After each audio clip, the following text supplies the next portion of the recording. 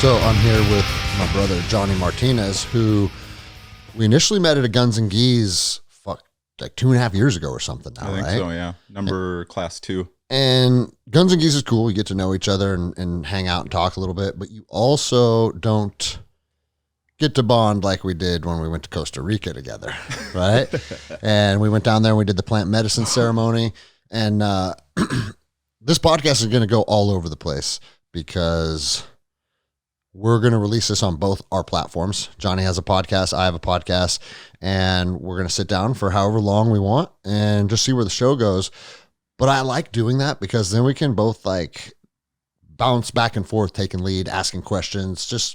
I like that format. I've done that a few times. I think it's cool, right? Yeah. And then your audience gets to be introduced to me. My audience gets to be introduced to you. And that's what podcasting is all about. For listeners, you were on when David Price was on. What was that? Like we just said, almost a year ago now, right? Yeah, I think in August is when we recorded. Okay. But also I think that episode was more of David's episode, telling his deal. And you know David because we all went to Costa Rica together. So that was cool that you sat in on that.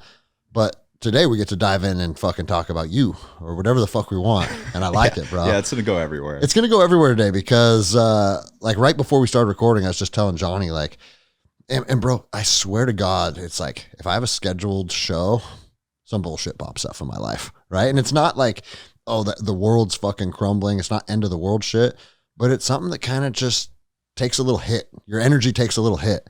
And, you know, I'm not going to fucking put my family on blast on the episode, you know what I'm saying? But I'm also authentic with people. And that's one reason people like the show is I speak the truth. Living in a house with 4 women is fucking hard, bro. It's hard because our energies are so much different. Like, you know, like, and I know that you are a believer in this. I've talked to Tyler about it a lot, whereas like the feminine and the masculine energy, there needs to be a cohesion, right? Bro, I'm 4-to-1 in there.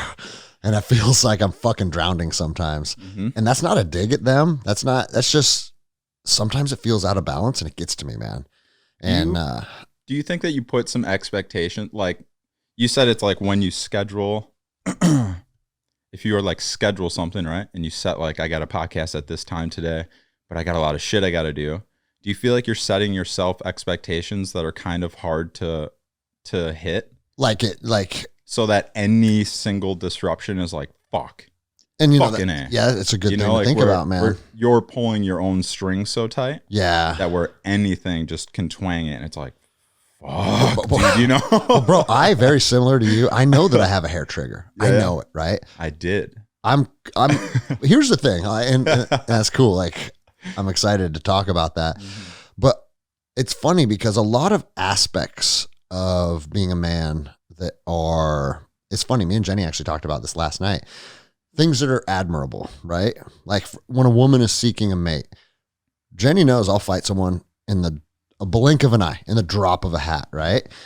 Is that a bad thing or is that a good thing? Well, it's both, right? Because if your family finds themselves in a scenario where they need protection, they're going to want a motherfucker like you or I there that has no fear in our heart, that is not averse to physical violence, and I'll fight to the death right now. And I'm okay. If necessary, right? But I think, and obviously the whole theme to growing in life is being able to have fucking self-control and understand that everything's a dichotomy. But bro, there's other times when someone flips me off in an intersection, I'm ready to fight right now. Yeah. You know what I mean? And I told Jenny that. I was like, listen, you can't have the guy that is excited for violence and ready to go at any second of the day and then get mad when that person sometimes pops off a little bit. You know what I mean? We're not all Jocko. Yeah. Right. Yeah. You can't have perfect control. I think Jocko is an anomaly where he is a highly, highly capable person, but he seems to have everything under control. And who knows what's going on behind closed doors. Built like a proper relationship with that. Yes. Right. With whatever that aggression or rage or output is, building a strong relationship with that. Like that was a part of why I just said like was a hairpin trigger until like, don't get me wrong. I still snapped at some dude driving the other day. Cause I'm okay, good. Cause that's the Johnny Martinez I know and love. Bro, it's still there. I think it's always going to partially be there. But the thing is I can like experience it and within like 30 seconds be like, hey, you know, let's bring it back. Before it would have ruined my entire day. Okay, this is going to be the theme for the first portion of the podcast then, because I literally have been thinking about this for the last hour, where it's like me and my family had a little argument. It's not earth shattering. It's not something that's going to like change the world, but how I interpreted it as my wife and my oldest daughter kind of, I don't want to say teamed up on me, but just kind of sided together on something that seemed unreasonable. And my initial reaction was just, oh, well, fuck me, right? You know what I mean? Like, what do I know? You know? And I dropped all the kids off at school. I went home. Like, the situation had come to a conclusion. But you're still fuming. But it didn't come to a conclusion inside of my chest for probably, I don't know. It's probably not, it's not completely gone right now yet. You know what I'm saying? Yeah. And I was sitting in my car. We got back to the house, and like sometimes I'll just sit in my car because I can cool off out there. I don't need to go in the house yet and start like trying to pretend to start my day when I'm not ready. I'm going to fucking sit in the car and cool off. And I was sitting in there. I'm like, dude, why can't I fucking shake whatever this like is inside of me?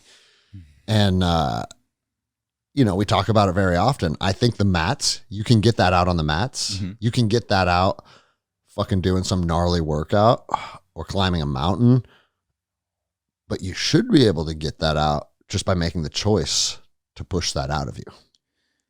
Everything that you do is a choice. That's what I'm saying. I mean, right? You know that. And you out of everyone knows that, bro, right? Discipline. Yeah, and David has said it like when we were down in Costa Rica. He's like, I can reset. That's like one of his powers that he talks about. He's like, I can reset my physiology in any single breath.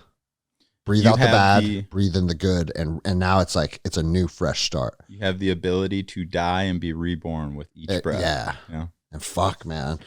But it's all this shit. We can sit here and talk about it and go to ceremonies and read books on it. But when you're in the moment, it's fucking hard, man. I'm going to be honest. For me, it felt impossible. Yeah. And that is what was a cool part about like my particular healing journey, right? Everyone's is kind of different, but mine from day one up until sitting in ceremony the last like 2 weekends, you know, I've had a lot of ceremony work out here in the last week, has always been, why am I so fucking angry? Yeah. I always have rage. I always can turn that rage on and it damn near blacks me out. I will burn and destroy everything that I love. Everything. I will like push my girlfriend's buttons to like, I don't want in my head, right? Playing the games. Why the fuck am I even here with her right now? Yeah. Why is she in my house? Because we get a miscommunication, not an argument. No voices are raised, nothing. But because of my relationship shit that I had going on, it was always like, she is the one that can set me off out of everyone. And the other big thing that I realized recently with all of this, like anger, and it kind of like, it's that, right? It's that like, fuck, you know what I mean? You don't have the second, like a counselor always told me for like the 10 years I've seen a therapist, take a breath. When you feel that, take a breath. I didn't have the capacity to do that. Like when it hit, it's on. There wasn't a moment of like, I feel it coming on really. It would just hit. Well, and bro, for me, when it hits, it's like, yeah, I understand how to box breathe and I understand how to calm my physiology with specific exercises and stuff. I don't give a fuck right now. Yeah. You know what I mean? Yeah, that's what I'm saying. It's You'll like, burn everything to the ground. I know there are techniques or procedures that could center you again. But if you don't give a fuck about being centered, like, dude, sometimes jumping into the crazy feels good, right?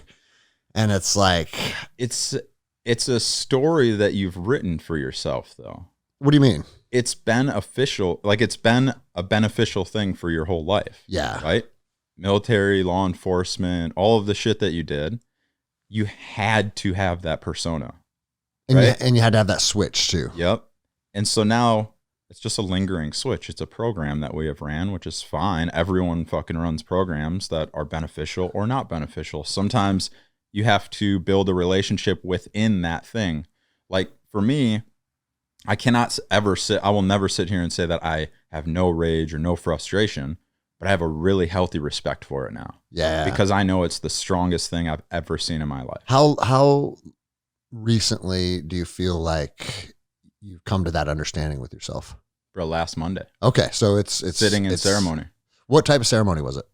That was a heart medicine ceremony. Okay. Yeah. So I was working with MDMA. And was that the individual one where you were just working with the healer? Yep. Okay. Yeah. Her and one other individual. Yeah.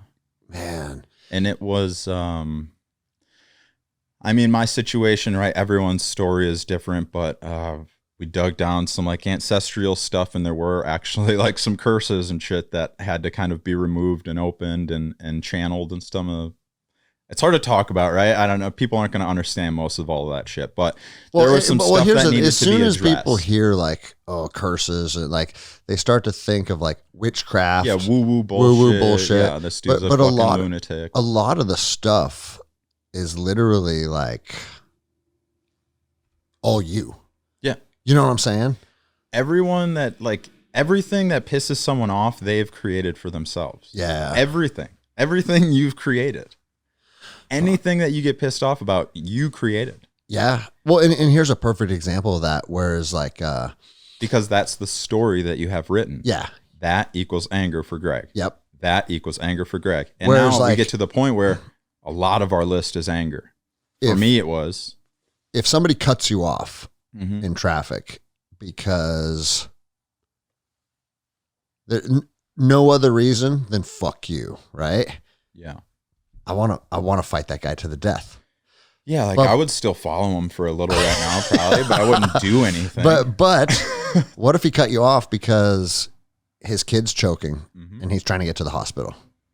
Yeah. You know what I'm saying? Like, or I'm about to shit my pants and I got to cut someone off. That's what I'm saying. Apologies, bro. Like, I don't mean any harm, you know? And I forget who this was or what book I read that in, but it said exactly that. Like, you get to tell yourself the story of what's going on. And if a guy cuts you off, you can, and you may be completely wrong in giving an asshole a pass, but it's not about what you're giving to the asshole. It's about the energy you're giving yourself. Right. And so emotional intelligence. Yeah. I think it might've been that book actually. It's funny you say that because I just ordered 2 more copies of that and they arrived today. They're fantastic. Emotional Intelligence 2.0. Cause and here's the reason why 2 more copies are coming is because when I read that book, I felt like I gained the ability to navigate through stressful situations a little better. But now it's been 2 or 3 years and some of those tools and techniques have been put on the back burner and I'm finding myself with a lot of fuck you energy again lately. And so you can't, it's like jujitsu. If I didn't train jujitsu for the next fucking 3 years, how good am I going to be? You know what I'm saying? Yeah. And it's the same thing with your emotional intelligence.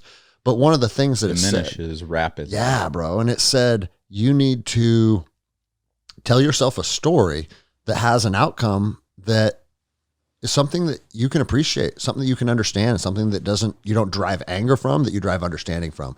So if that dude cuts me off and I say, hey, maybe he has a sick kid in the back or whatever, just think of a reason why he may potentially deserve a pass for that behavior. It's not about him. It's about, I'm at peace with it now. It gives you a gratitude for the situation as opposed to this fuck you energy that wants to rage and blow up and go wild, bro. But here's the other side of the coin too, that I like. I always try and play devil's advocate with myself. We got a lot of people in society that treat people like dog shit because they never get checked either. And it's like, fuck, is that my job? I don't know. Maybe in certain circumstances it should be. I don't know. That was something like coming out to Washington, right? So just over a week ago, I got out here and I got the remainder of the week. So I'm spending 2 weeks out here, but leading up to coming out here, I kept feeling more and more frustrations building as I got closer to this. And it felt like something was surfacing to be addressed out here. And it just happened to be that way. But in those circumstances, I feel the exact same way of what you're saying. Like I had this... And let me preface this with listeners. How old are you, bro? 30. You're 30. Yeah. An absolute physical specimen, high level athlete, great fighter, former Marine. Like you're not someone that someone wants to fucking see jumping out of a car with bad intentions. And that's not me fucking stroking you. I've done rounds with you. I know what kind of power you bring. Like, you're a motherfucker, man. And so, like, you've earned that through years of hard work, but that's who you are, right? So I think that's an important part for people to hear, because it's like myself up. No, it's not just like, oh, I'm just some guy that has an attitude problem, but really I'm a skinny bitch that would never do anything. It's like, I don't want to fight you. You know what I mean? And I appreciate that, about I don't want to fight you. We talked about it in the jungle. Like, dude, you know why we love each other and got mutual respect? Because we got fear for each other too. Yeah. You know what I mean? Because we kept talking like, I want to roll out in the jungle, but I don't want to fucking roll with you out in the jungle. You know, same shit. It's like, fuck, man. But anyways. But yeah, so me and my girlfriend I think we were like going to get some lunch or whatever, but we were driving out of this parking lot and I was in a great head place, like just having a great time. And I kind of nose out to go left out of the parking lot. And this car very slowly pulls in front of me and starts slamming on the horn. And so I'm like, what the fuck? Like, I'm not even in the lane. I was trying to be very cautious. I was having a great time, you know? And I look at who's driving, and it's probably a mid-70-year-old couple. A guy driving, and then the woman in the passenger seat is yelling and flipping me off. It's like, bitch. And Amelia is just looking at me like, ooh, what's he gonna do here? And I started like trembling. And I'm like, are you fucking kidding me, dude? Like, I'm trying to do everything right, and a fucking 70-year-old couple's gonna be the ones to set me off. And it's like, so now I have a perspective from everyone that can start driving up to fucking mid-70-year-olds don't understand respect for individuals. Yeah. And so people want to cut people off and flip them off and throw fucking drinks at my car because I'm sorry I had to get over, and you want to be a dickhead and speed up. That's not my fucking problem. But now you're going to throw something at my car, and it's like, dude, I'll follow you until my tank hits E.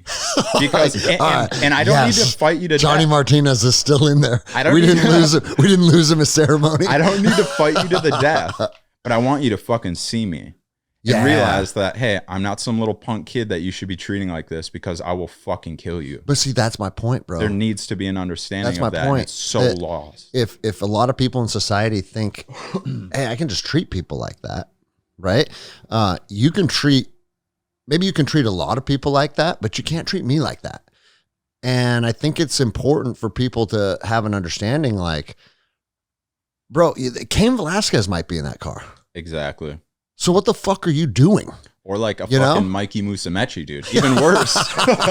Yeah, come here, you little fucker. You know, and he just breaks you in half. Side note, he has a fight scheduled with one of the Rotolo brothers. I can't remember which one it is. And bro, the Rotolos are like as big as us. They're so good. And they're so good. They're so aggressively fast. It fucking freaks me out watching them. It's bro, they bring like collegiate level wrestler energy to jiu-jitsu.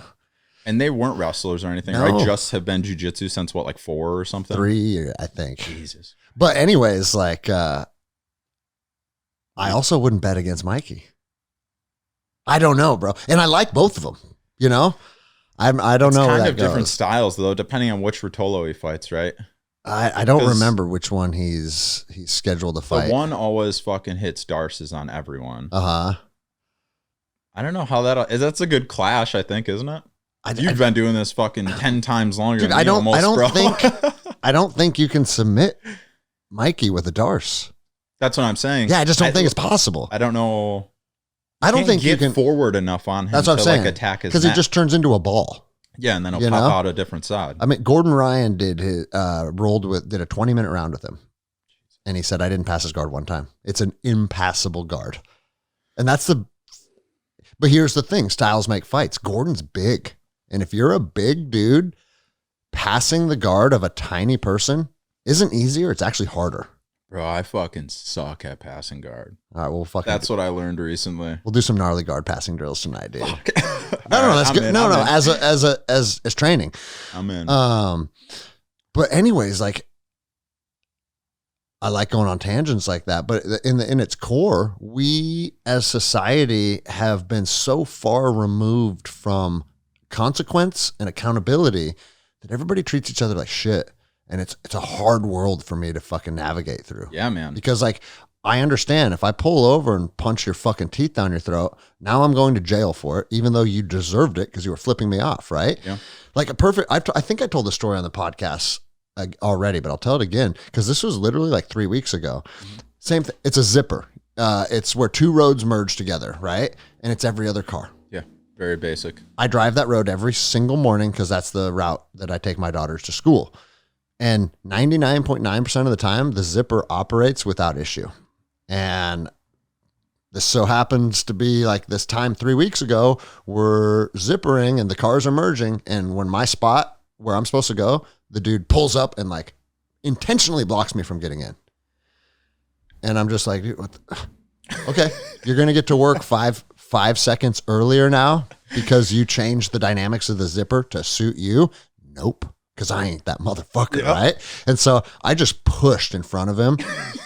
And I was like, he's either going to understand I'm not going to stop or we will have a collision because it's not how it's going down. Yeah. And he started laying on his horn and I turned and I fucking just held my middle finger right in his face. I said, what, motherfucker? What are you going to do? And then at that moment, my two youngest turned around and started flipping him off too. And I was like, what the fuck are you guys doing? And they go, you're flipping him off. Why can't we? And I said, a fucking Parent of the Year award right there, right? Hard life lesson. And I said, I'll tell you why. Okay. And this is an important thing for you guys to think about. I am mentally and physically prepared to go to war with him. Like, I know this sounds dramatic and I know it sounds stupid, but if that dude wanted to get out of his car and beat each other in the fucking ditch until one of us died, I have accepted that may be the potential of this situation, right? I said, you guys aren't ready for that. You guys aren't ready to fight someone to the death.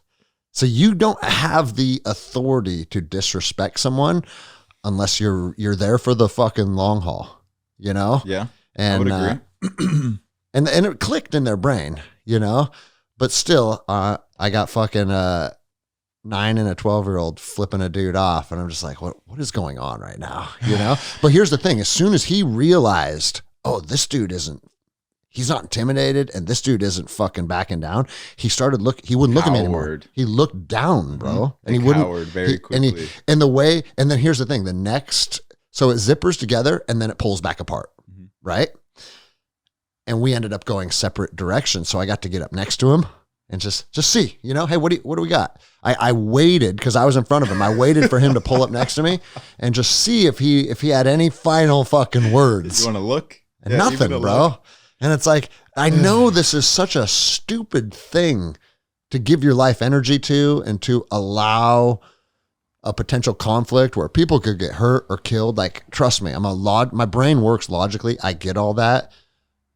But then there's always that voice that's like, society is filled with fucking pussies that treat each other like shit. And if you could just slap someone, that might change the dynamics. It might change the world. Bro, Lappin says it. He goes, bro, we can get this little card, this little fucking card that says Greg Anderson can carry a pistol round and kill another human being if a scenario calls for it, right? He goes, shouldn't we as society have the ability to say, hey, if a scenario calls for me to kill you and we all agree, like, okay, this scenario allows you to kill this guy, you can do that. Shouldn't we be able to have scenarios where I just get to slap you? Like, slap card. Yeah, slap card. Like, I don't want to kill you. Like, I don't want to fucking. But you need to know. But yeah, when you absolutely disrespect another human being, something should happen. I don't know, bro.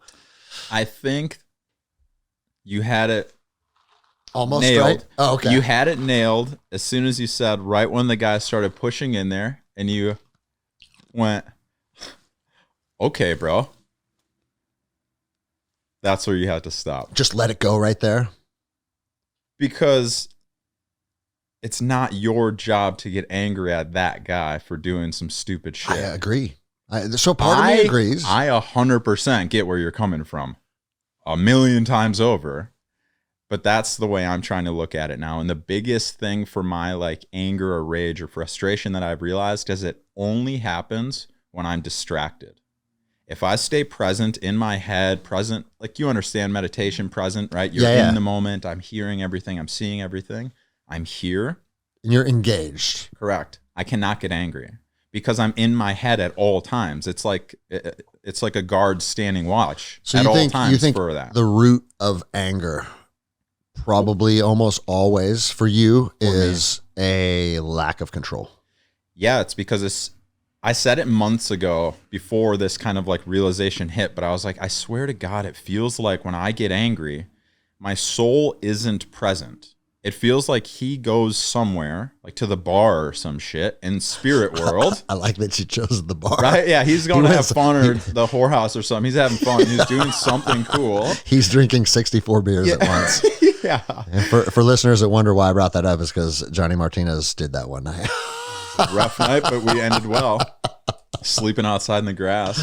But it's like he would disappear somewhere where I am in like the vibe of the world. So I'm playing music, like I'm having fun, I'm dancing, I'm laughing, I'm having a great time, but my soul isn't present enough. So if something ticks me even for a second, it causes what I have created, I built as my story, which was a conduit directly to rage.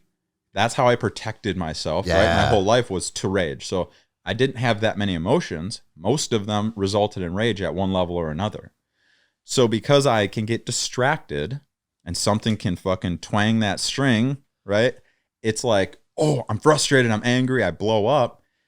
And then within like 3 to 5 minutes, it's like my soul got this little ring, like, bing, he's fucking pissed. And it's like, fuck, I got to get home, like call the Uber. Yeah. And spirit returns back to my body. My soul returns and it's like, oh fuck, dude, I can breathe again. That chest pressure you're talking about. But it's fucking. I think it's. I don't know if I would ever want that completely removed. I don't, because I think about like 04, 05 Ramadi.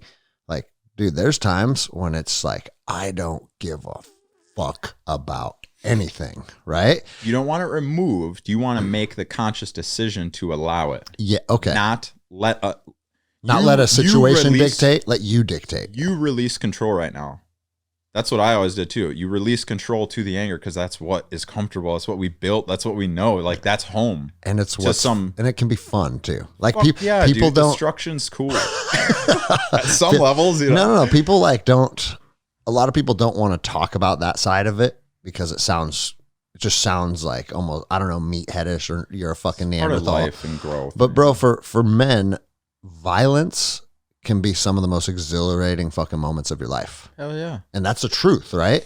And so we walked a path where like violence is exhilarating, and now I'm driving around with fucking teenage girls all the time. And I get my violence out on the mat, but it's not. I don't want to say it's not real, because jiu-jitsu is the realest thing you're ever going to fucking do, right? But it's different, right? It's training versus game day, Yeah, the different level of intensity. Yeah. There's just something that's like, it's just so strange that a man's brain, or some men's brain, can just go to absolute destruction with zero fucking care or understanding of the repercussions. Or you can even understand the repercussions, but be so deeply invested in this rage that it's like, I don't give a fuck what I lose. Well, bro, and situation, right, is like every girl I've dated my whole life, I have to tell them, if we ever get down in a brawl somewhere, you need to call the cops or leave. Do not step in, because I don't know what the fuck I'm going to do. That's not a good thing to share. Yeah. You know what I mean? Yeah. Like, you shouldn't be there. It's just super fucking interesting that's like the mindset. That's the place that I was forever, that's like, I don't know if I'm going to hit you if you try and help. I don't know though. I feel like throughout history, I don't have control at all is what you're saying. I have no control, in other words. No, I was going to say throughout history, maybe that serves you, but not no control. That's what it felt like. I don't care if you're fucking William Wallace and you're chopping heads off. Zero control is probably not a good thing. Absolutely. But I don't know. So you build this. I'm just thinking about this in real time. So it's hard to come and draw a conclusion though, because sometimes like berserker mode You have to keep it. Yeah, you know. So that's what I was saying. You have to try and build that relationship. And that's the hardest thing I've tried to do. And that was why I was saying that my path is kind of unique in that I have spent strictly 2 years on healing for myself for specifically rage. Because it ruled my life for 28 years. And I'm 30. And I mean, it still hits occasionally, right? But we're going to see after this new life that I kind of pulled into. But it just fucking destroys everything, man. I had this thought. So me and Amelia went for a hike. We went and did 8 Mile Lake in Cle Elum or something around there, Leavenworth area, something like that.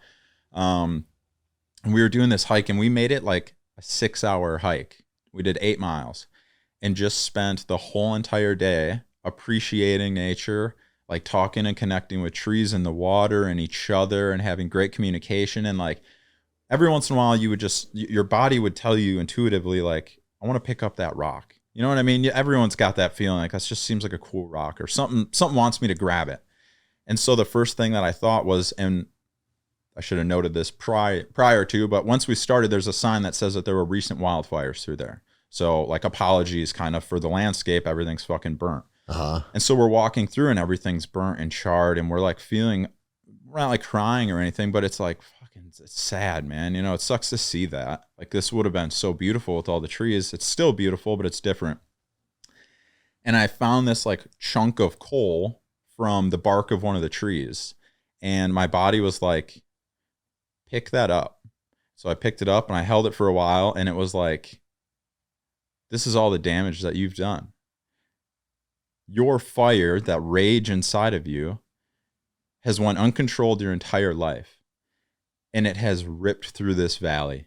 And you can see the destruction and all the people that you have fucking hurt and all the people's love I have abandoned and fucked up. You know, like, I was a man whore for like 10 years. You know, like, you hurt a lot of people doing that shit. Were you guys under the medicine on the hike? Oh, no. So this is just the universe talking to you. Yep.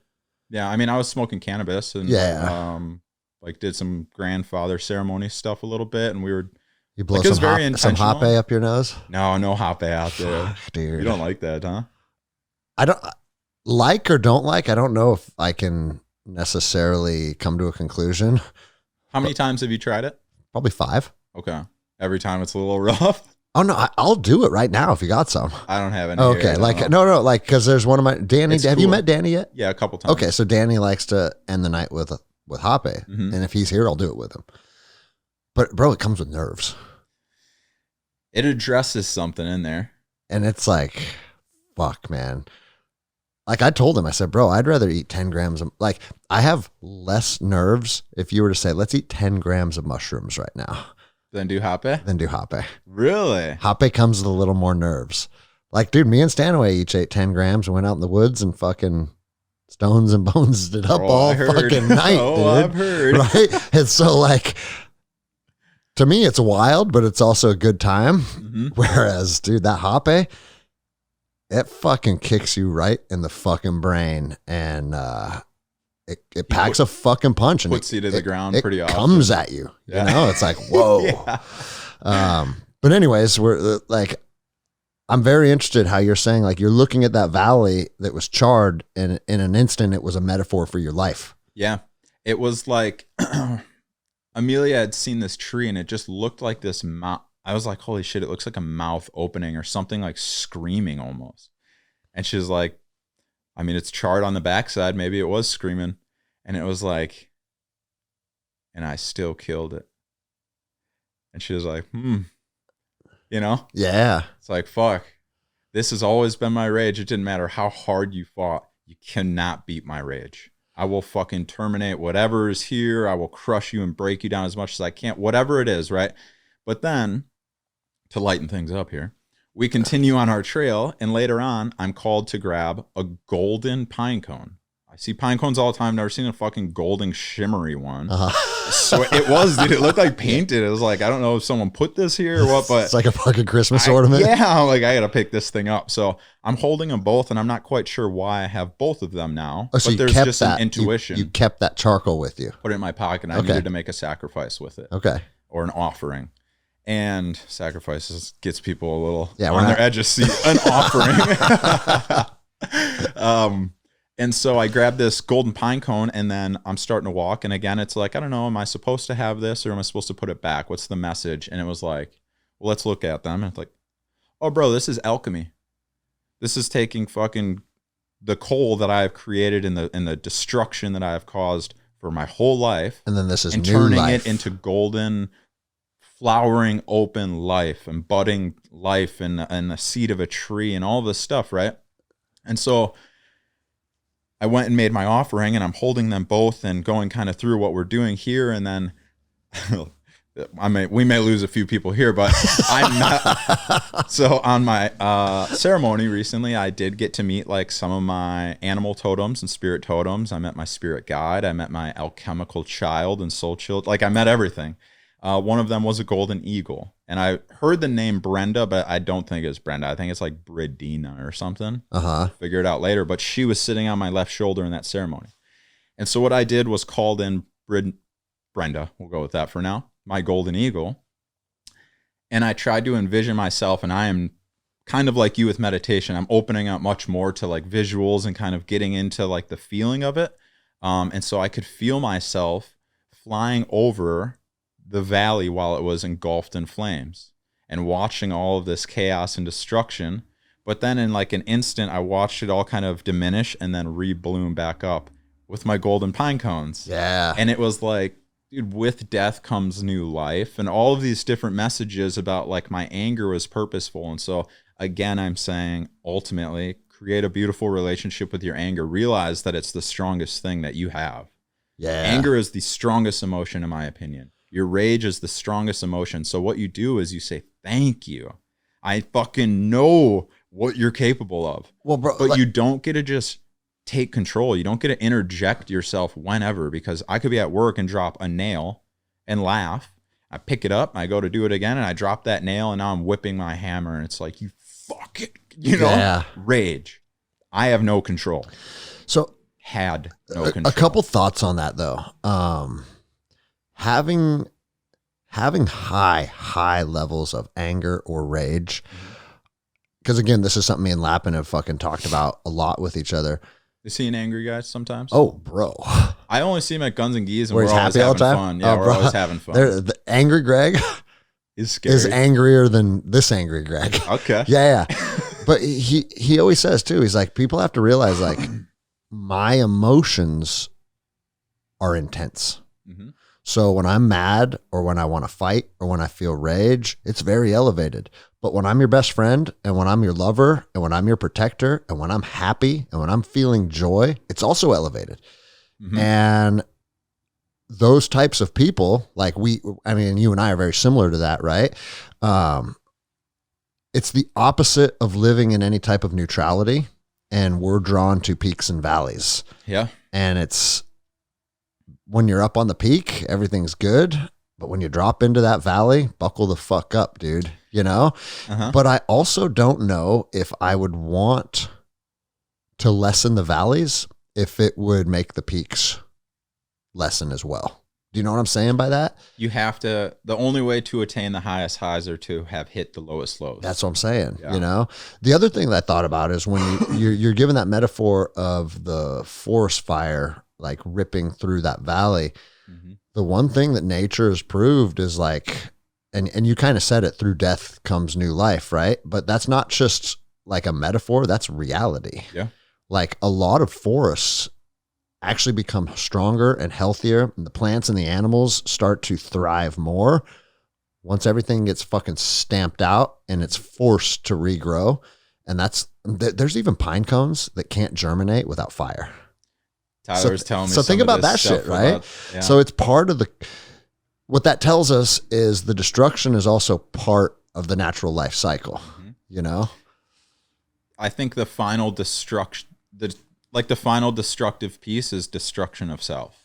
Yeah. And so that was what that also became, was like, I need to learn how to alchemicalize within myself and destroy that piece. Destroy, hypothetically, I'm not meaning get rid of or eliminate, because I want to hold on to it forever. Again, it's purposeful. It's very... Control it, I guess. Yeah. Yeah.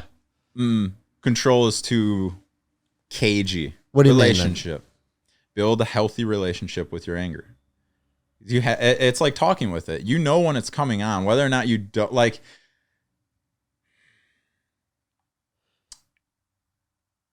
I don't know if you can say you know when it's coming on. I can feel when it's coming on now. Okay. When I'm present. What do you think it is? What do you like in its fucking core? Why are some guys like us ready to absolutely fly off the fucking handle and go psychotic, and then other people just don't give a fuck, dude? Like life experience. Yeah.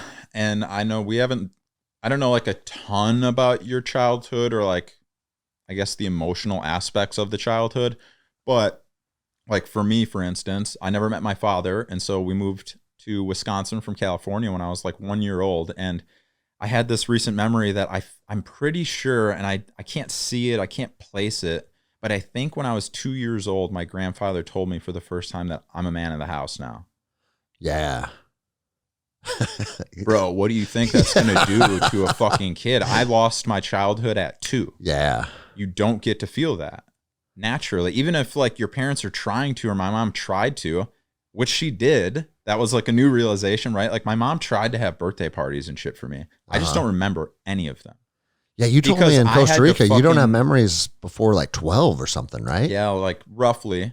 Now I've kind of addressed all of that, which so is really cool. Are memories coming back in now, kind of, or is it? The most important memories are attached to the emotional traumas that I held. Yeah. So I addressed maybe 10 different memories that were quite traumatic, which I'm very open to. Like I talk about them openly on my podcast and stuff. Like, what's your podcast called again? Give it a shout out. Warrior Healer Podcast. Okay. Yeah. So if anyone's curious in my personal story, I guess check out episode 52. I went through the basis of the podcast is primarily people come on and share their stories from start to finish. Finish being where they're sitting with me, because I do believe deeply that if you can get yourself to be very, very content and happy with the individual that you are at this exact moment, then all of the traumas and victimhood shit can go away because it doesn't matter. So for instance, yes, dude. When I was talking about the 12 years of my life, like kind of being blacked out-ish, any memory I had was like kind of really bad, like federal crime type shit, but I was a kid, so I didn't get in trouble for it. I just got slapped on the wrist, right? But a horrible child. And zero relationship with your father. Correct. Keep me where we are at.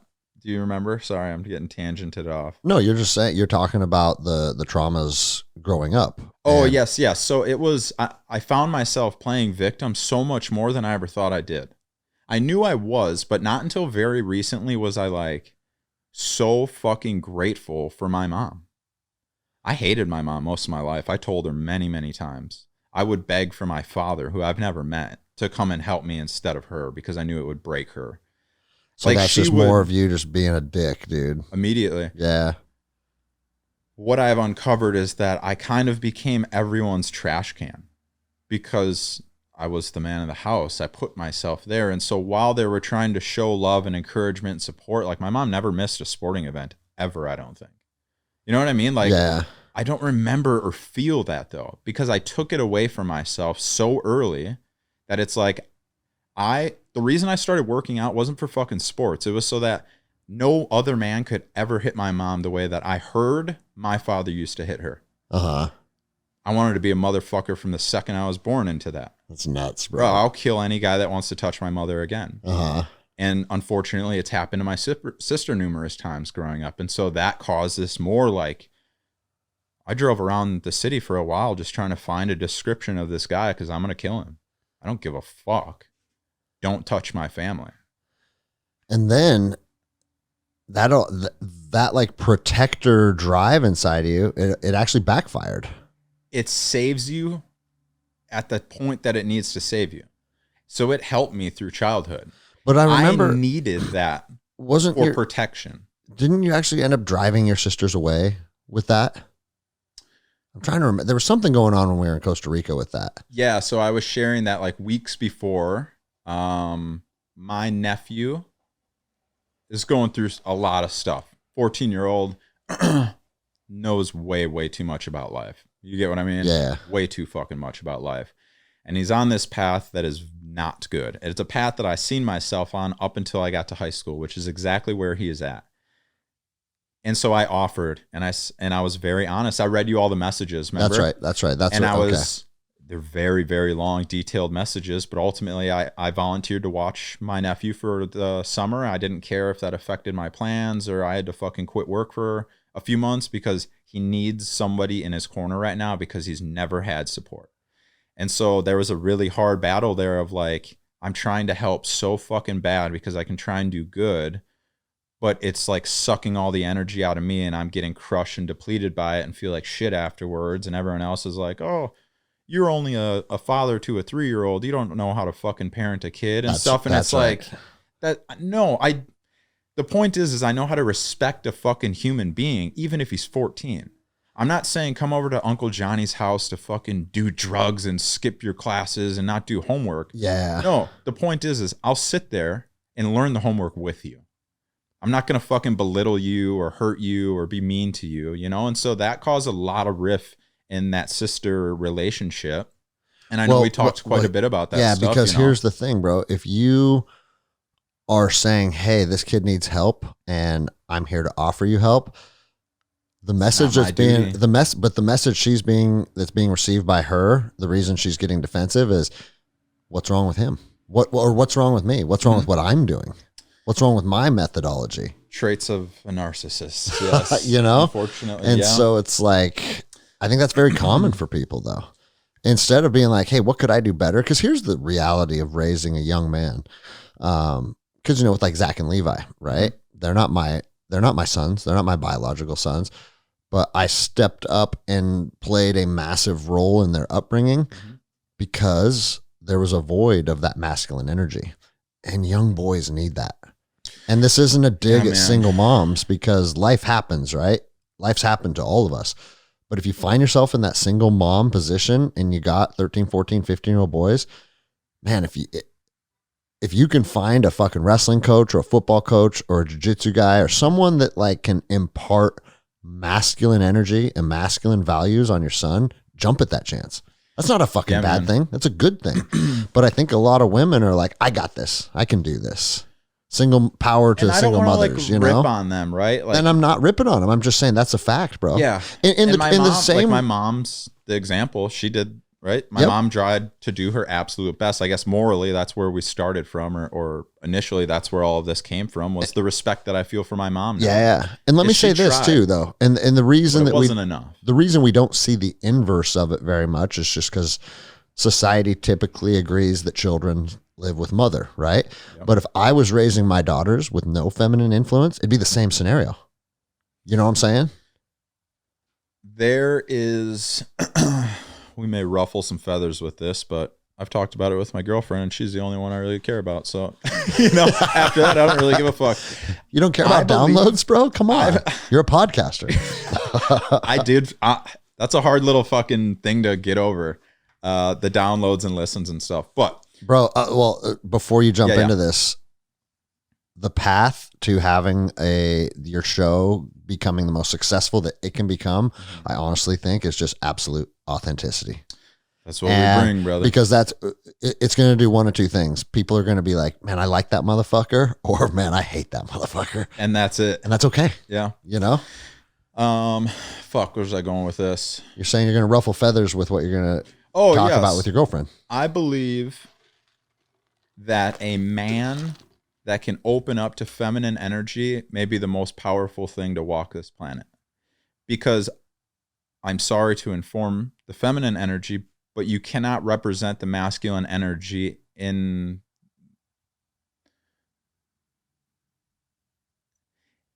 the level that it needs to be applied in certain situations. Yeah. My mom is very masculine. She's been a warehouse worker for 25 years. She loves to drink at the bar and have fun and party. She's masculine as fuck. My mom could beat my ass until I was in high school. She would arm wrestle and beat us all until we were like sophomores in high school. She's a beast. That actually makes sense, bro. Yeah, right. And I would still not respect what she had to say at all. You're grounded. And don't get me wrong, I was raised fairly strictly. Now, I broke the fucking rules all the time, but like I had curfews up until I was like a senior in high school, or very late, up until like 10 p.m. You know, it wasn't late. And at some point, I fucking grew into my balls, and mom was like, "No, you can't stay out that late. You're gonna be home." I said, "No, I'm not." And she didn't know what to say, because that is what I'm talking about. There's a level of masculine energy that is necessary at certain parts in a person's life or a child's evolutionary growth that can't be there. But I do believe that a man can represent the emotional intelligence and the feminine qualities necessary to build like a harmonious, loving, abundant life force within a child, right? I feel like I could single-handedly do that for my son, Wyatt. I do it when I have him for the weekends, right? It's very present. Now, he happens to have a fantastic mother as well, right? But I don't think it would be necessary, because I'm very tapped in, much like Lappin said. I'm very emotional. I'm super sensitive. I have been my whole life. Me and Tyler talked about that recently. But because I was so sensitive and emotional, I could be triggered. And because I could be triggered, I could build these walls. Because I could build these walls, I could fucking set fire to the world, and it didn't affect me. You know? Yeah. It just carries and carries and carries, man. You have to have this duality, this respect for one another's force. Because without embracing that feminine qualities, you're going to fucking burn your candle out. Yeah. Or you're going to do something stupid sometime when you're not thinking or not staying present. And that's where I felt myself. I had those conversations when I was in the military. One of my very good friends, Jihad Cherry, invited me out to a party, and I didn't go. I went to, I believe, work out. And I found out like a couple days later, after he wasn't responding, that he got hit in the back of the head with a pipe. And he was in a coma, and then he eventually, they had to pull the plug on him, and he died. How old was he? 19, 20. It's fucking gnarly, bro. And I should have been there, right? And so I was in this place of anger. maybe you should have been there. Right. You know? Divine timing. It was what it was. But I remember one of my chief warrant officers pulled me aside after that and had seen kind of the route I was headed with, like, I'm fighting every weekend now. I don't give a fuck about anything. Like, dude, I don't care. So this is when you were active duty. Yeah. Okay.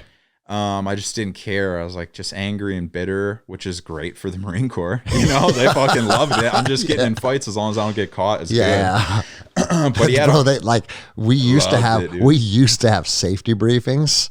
Literally, first sergeant would be given the company a safety brief on a Friday afternoon before he's cutting us loose for the weekend. And that would be part of it. Yeah. He's like, if you get drunk and beat up college kids, just don't get caught. Yeah. Okay? Yeah. I love it, dude. E&E through Seattle, make your way back to regiment, and fucking just take care of your ranger buddy. But I do not want to hear about you guys getting arrested. Yeah. You copy? But feel free to fucking go kill people, dude, and brawl. Yeah. But so he pulled me aside and he was like, how's it going, man? You know, and just kind of opened up. And I honestly, if he ever listens to this podcast, I thought you were a fucking douchebag the entire time. Didn't like him. But that conversation did change my perspective on fighting from that point on. And what exactly did he say to you? He said, you know, I understand that you find passion in fighting. He said, so do I. He was very, very versed in fighting. He had been in the military 20 something years as a CWO, like 4 at that point. Uh-huh. And every place that he would detach or travel to or land at, he would practice the martial arts of the area. So it's like Japanese stick fighting and Brazilian jiu-jitsu and Muay Thai, like just kind of well-versed, but never like crazy in depth. Uh-huh. But he was like, you are of size and stature and strength that people don't want to fucking fight you. He's like, do you understand that? People don't want to fight a guy that looks like you or I. If they do, they're okay to like go to death or kill you.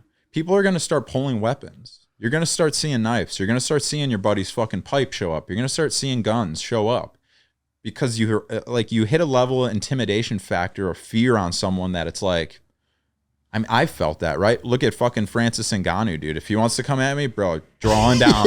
You know what I mean? Like shit like that. No, but that's actually a good point though, because you are a fucking gorilla, right? Well, we're pretty much the same size. I think you're bigger than I am right now. I think I'm like 185. Okay. But it's still like, it's the presentation. It's the energy that you can bring to that. That's like conscious. People can feel when Greg's angry, right? People can feel when Johnny's angry. That's what he's talking about. Like, people don't want that shit. They're going to try and get rid of it. It's scary energy. Yeah. I think I have fought 2 times since then. So something fucking resonated then. It was like, hey, dummy, control it or you might die like your friend just did. Yeah. Was your homie active duty as well? Mm-hmm. Yeah, we went through, we were stationed in Lemoore, California together for quite a long time. And yeah, would hang out. You don't hear about young Marines getting killed in street fights very often. Yeah. That's fucking gnarly, bro. Yeah, man. It was.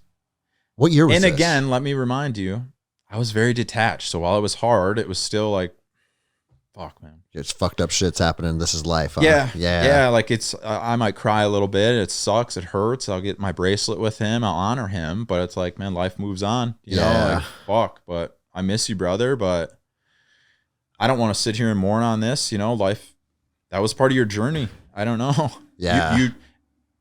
And you know what? Now that I talk about it, I've almost never talked about that story. So this is fun. Thank you, Jihad Cherry, for teaching me that fucking beautiful lesson in my life. Yeah, he was the one that took the fucking the took literal fucking blunt of it. Yeah. But taught his fucking friends a lesson through that. A lot of friends, yeah. That's fucking crazy to think about. Yeah. See, and so that's what I'm saying. That's the basis of like what I love doing right now. That's the basis of like the drives and aspirations I'm seeking is rewriting those fucking stories. Yeah. Rewriting those things that those habits, those programs that we run, man, because they're fucking awful, but you can just just flipping them slightly changes dramatically. Well, bro, and I mean, dude, we've been recording for an hour now. My energy's already shifted. Mm-hmm. Like you feel it, right? Because you're in tune with me. Fantastic. But I mean, like when you walked in here, my energy was like, what the fuck? You know? It was like, whoa, what are we doing? What are we doing? You know? And like now, after an hour of sitting down and communicating and actually talking through these things, I'm like, that fucking, like that, again, that pressure on the chest, it's gone now. Yeah. Right. And so that is where, man, like these daily practices and shit probably helps you stay centered and keep that pressure from accruing, I should say. Mm-hmm. Because like, I mean, dude, I can talk to you about all these things that I do and like the ice baths and stand in front of the red light and wake up and do this and drink this much water and all this stuff that I do all the time. Mm-hmm. But one thing that I have not incorporated is some like daily gratitude, but then also kind of like setting intentions, you know? And I'm wondering if that's probably like the missing link to just having control over yourself. Because when we sit down and talk about this stuff, it makes sense. Mm-hmm. I understand it. I like from a logical perspective, I think I could apply this stuff. Yeah, this all makes sense. But it's like jujitsu. You can talk about jujitsu all you want and it can make sense, but you're not going to get better unless you fucking do it. Mm-hmm. So I feel like this is a good lesson for me. I'm arriving at the you need to fucking do phase. You know? I do want to make a caveat that I am not a daily practitioner. I am not very invested in this. I take that back. That sounded awful because that is not, that is so far from the fucking truth. What I'm trying to say is I would like beat up on myself for not having a daily practice. Like I get frustrated because I go to work, drop that nail and get pissed off. And it's like, if I had a fucking daily practice, I bet that wouldn't happen. And now I blame myself for not doing it. Right. And then it becomes a negative fucking cycle in my life of like, yep, you didn't do it again. Oh, I knew you wouldn't do it. Now you don't do it again. Dude. Yeah. Fucking way to go, dummy. You know, and you keep going and then I get more and more You push snooze and you didn't do your 10 minutes of meditation and now you're pissed. Fuck you. But what I will say is the practice of staying present is not a morning routine. It's an all-day consistent thing. And so that is kind of what I'm playing with now, is I'm trying to just stay in my body. We don't really listen to music in the car anymore. Like I haven't watched TV in 2 weeks, which isn't like an absurd amount of time, but for me, it kind of is. It's, I don't want all the distractions. Let me just like hear fucking nature? Why do I always want to drown it out with a podcast? Why do I always want to drown it out with music? Like, the vibes of that are cool, but when you tap into the vibe of Mother Nature, at least for me, it's full of gratitude. It's full of abundance. It fucking gives me everything that I want. That's why it took us 6 hours to walk 8 miles. Yeah. You know what I mean? We were walking at less than a 1 mile an hour pace. We would stop every like 100 yards and be like, look at this beautiful little succulent that's growing through this fucking charred rock. That's life, man. That's it. Yeah. That's where I want to be. I want to live in that.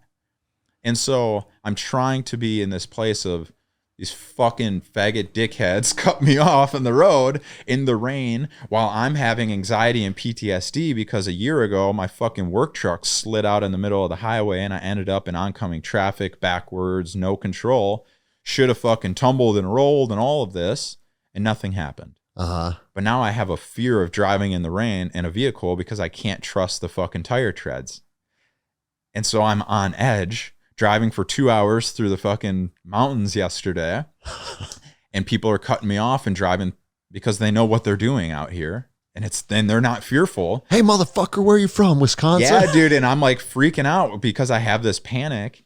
And it was fucking monsoon rains yesterday at some points. Too awful, honestly, but okay, it was just like pooling up just down here. It got where, fucking like, pretty gnarly for a little while. It was pooling enough where like you'd hydroplane occasionally and shit. Like it was a little freaky, and so I'm panicking. And like Amelia said something, and she's like, "Oh my god, did you see that?" I was like, "No, I'm fucking watching the road."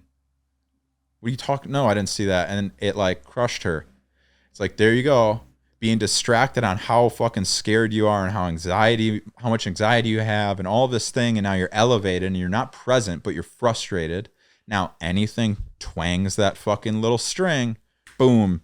Now I can have an outlet. Yeah. Why would you say that? You know, I'm watching the road. And now she's like, well, what the fuck, dude? It's 2 beautiful ravens flying together. And it symbolized us, I felt like. And it's like, well, you could have shared that right away. You know, and now I feel like an asshole. I apologize. I'm so sorry. Like, and then I get to elaborate on again, though, in the rain, this is what's happening. Yeah. So just please try and keep that in mind. I'm at an elevated place here, driving in the rain when it's like, I don't trust this fucking car. I mean, it's a rental car. It sucks. The tire treads are shit. It's all bad. You know? Yeah, you're in the mountains. Yeah, it's not good for my mentality to be there, but I don't need to be there. I'm letting myself read the story that I created. I think a lot of times guys like us are... It's like highly vigilant as well, but...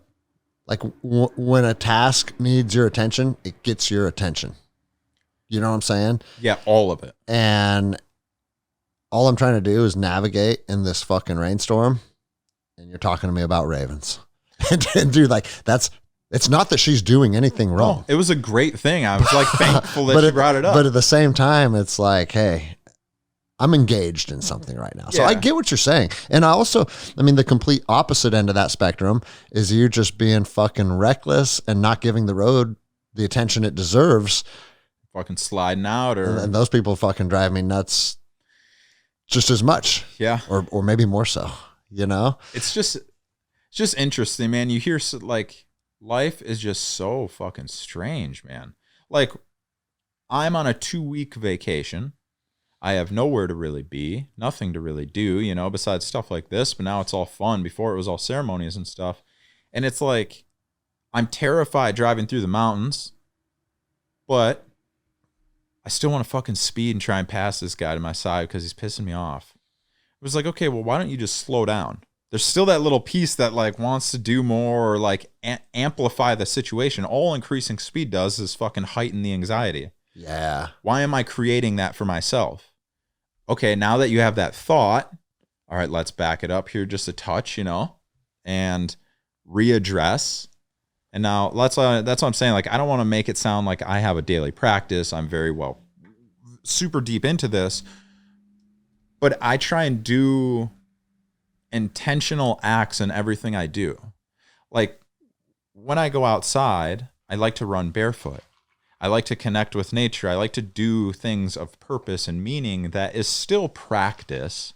It's just not the 10-minute morning practice that is sacred and that is written out and that is what I do. I connect with spirit throughout the day all the fucking time. certain car rides, looking at certain things, meditating to certain music, right? All sorts of things. I also like being outside barefoot, and not just for like, I mean, I just read that book Earthing. So like the science behind it and what it does for the body, that's all fascinating. All the inflammation. Yeah, it's fucking real. Now, like, it's not, oh, you're a tree hugger. It's like, no. These proven, like, MRI scans that can read inflammation show that being barefoot pulls it out of your body, which is wild, right? But here's the thing. I've always liked being barefoot since I was a little kid, bro. And one of the things that always drives me nuts is, like, you know, in, like, the tactical community, anytime they see you in flip-flops, people will talk shit to you. Have you seen that, dude? Yeah, bro. I'm wearing flip-flops right now. I've had it happen. But bro, what are they talking about? Like, you're not ready, bro. We ran up the mountain in Costa Rica in flip-flops, dude. Barefoot. Oh yeah, remember we're barefoot, dude. I wore flip-flops. Or no, people think like, oh, you're not an operator, you're not tactical, you're not prepared if you're in flip-flops. And it's like every time someone says that, and now we're sharing a joint, so it might sound like some stoner ideas. but when people say that to me, I'm like, oh, you're not an absolute savage warrior motherfucker, because you can't do this with no shoes. Yeah, dude. You think if I have to rescue my child from a grizzly bear, that I give a fuck what gravel poking the bottom of my feet feels like? Yeah, like I don't give a fuck, and it doesn't even register. You know what I mean? Perfect example. I don't know if we actually talked about it on the podcast. At some level, I'm sure you did, but running barefoot because we thought fucking hobos were breaking into people's cars. Yeah, bro, we don't need shoes, dude, you know? Don't get it twisted. I didn't stand up.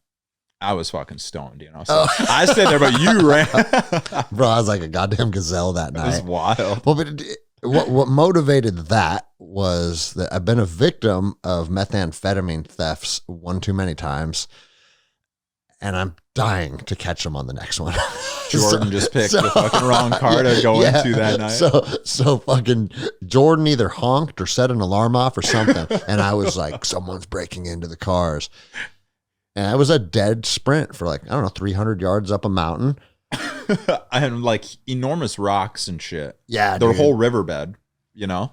That was funny. A lot of people are like, dude, that's the craziest thing I've ever seen. I'm like, dude, I'm just running up a mountain because it was for necessity. It was It was like purposeful, intentional, and then when I got there, for anger, and then when and then when I got there, it was Jordan.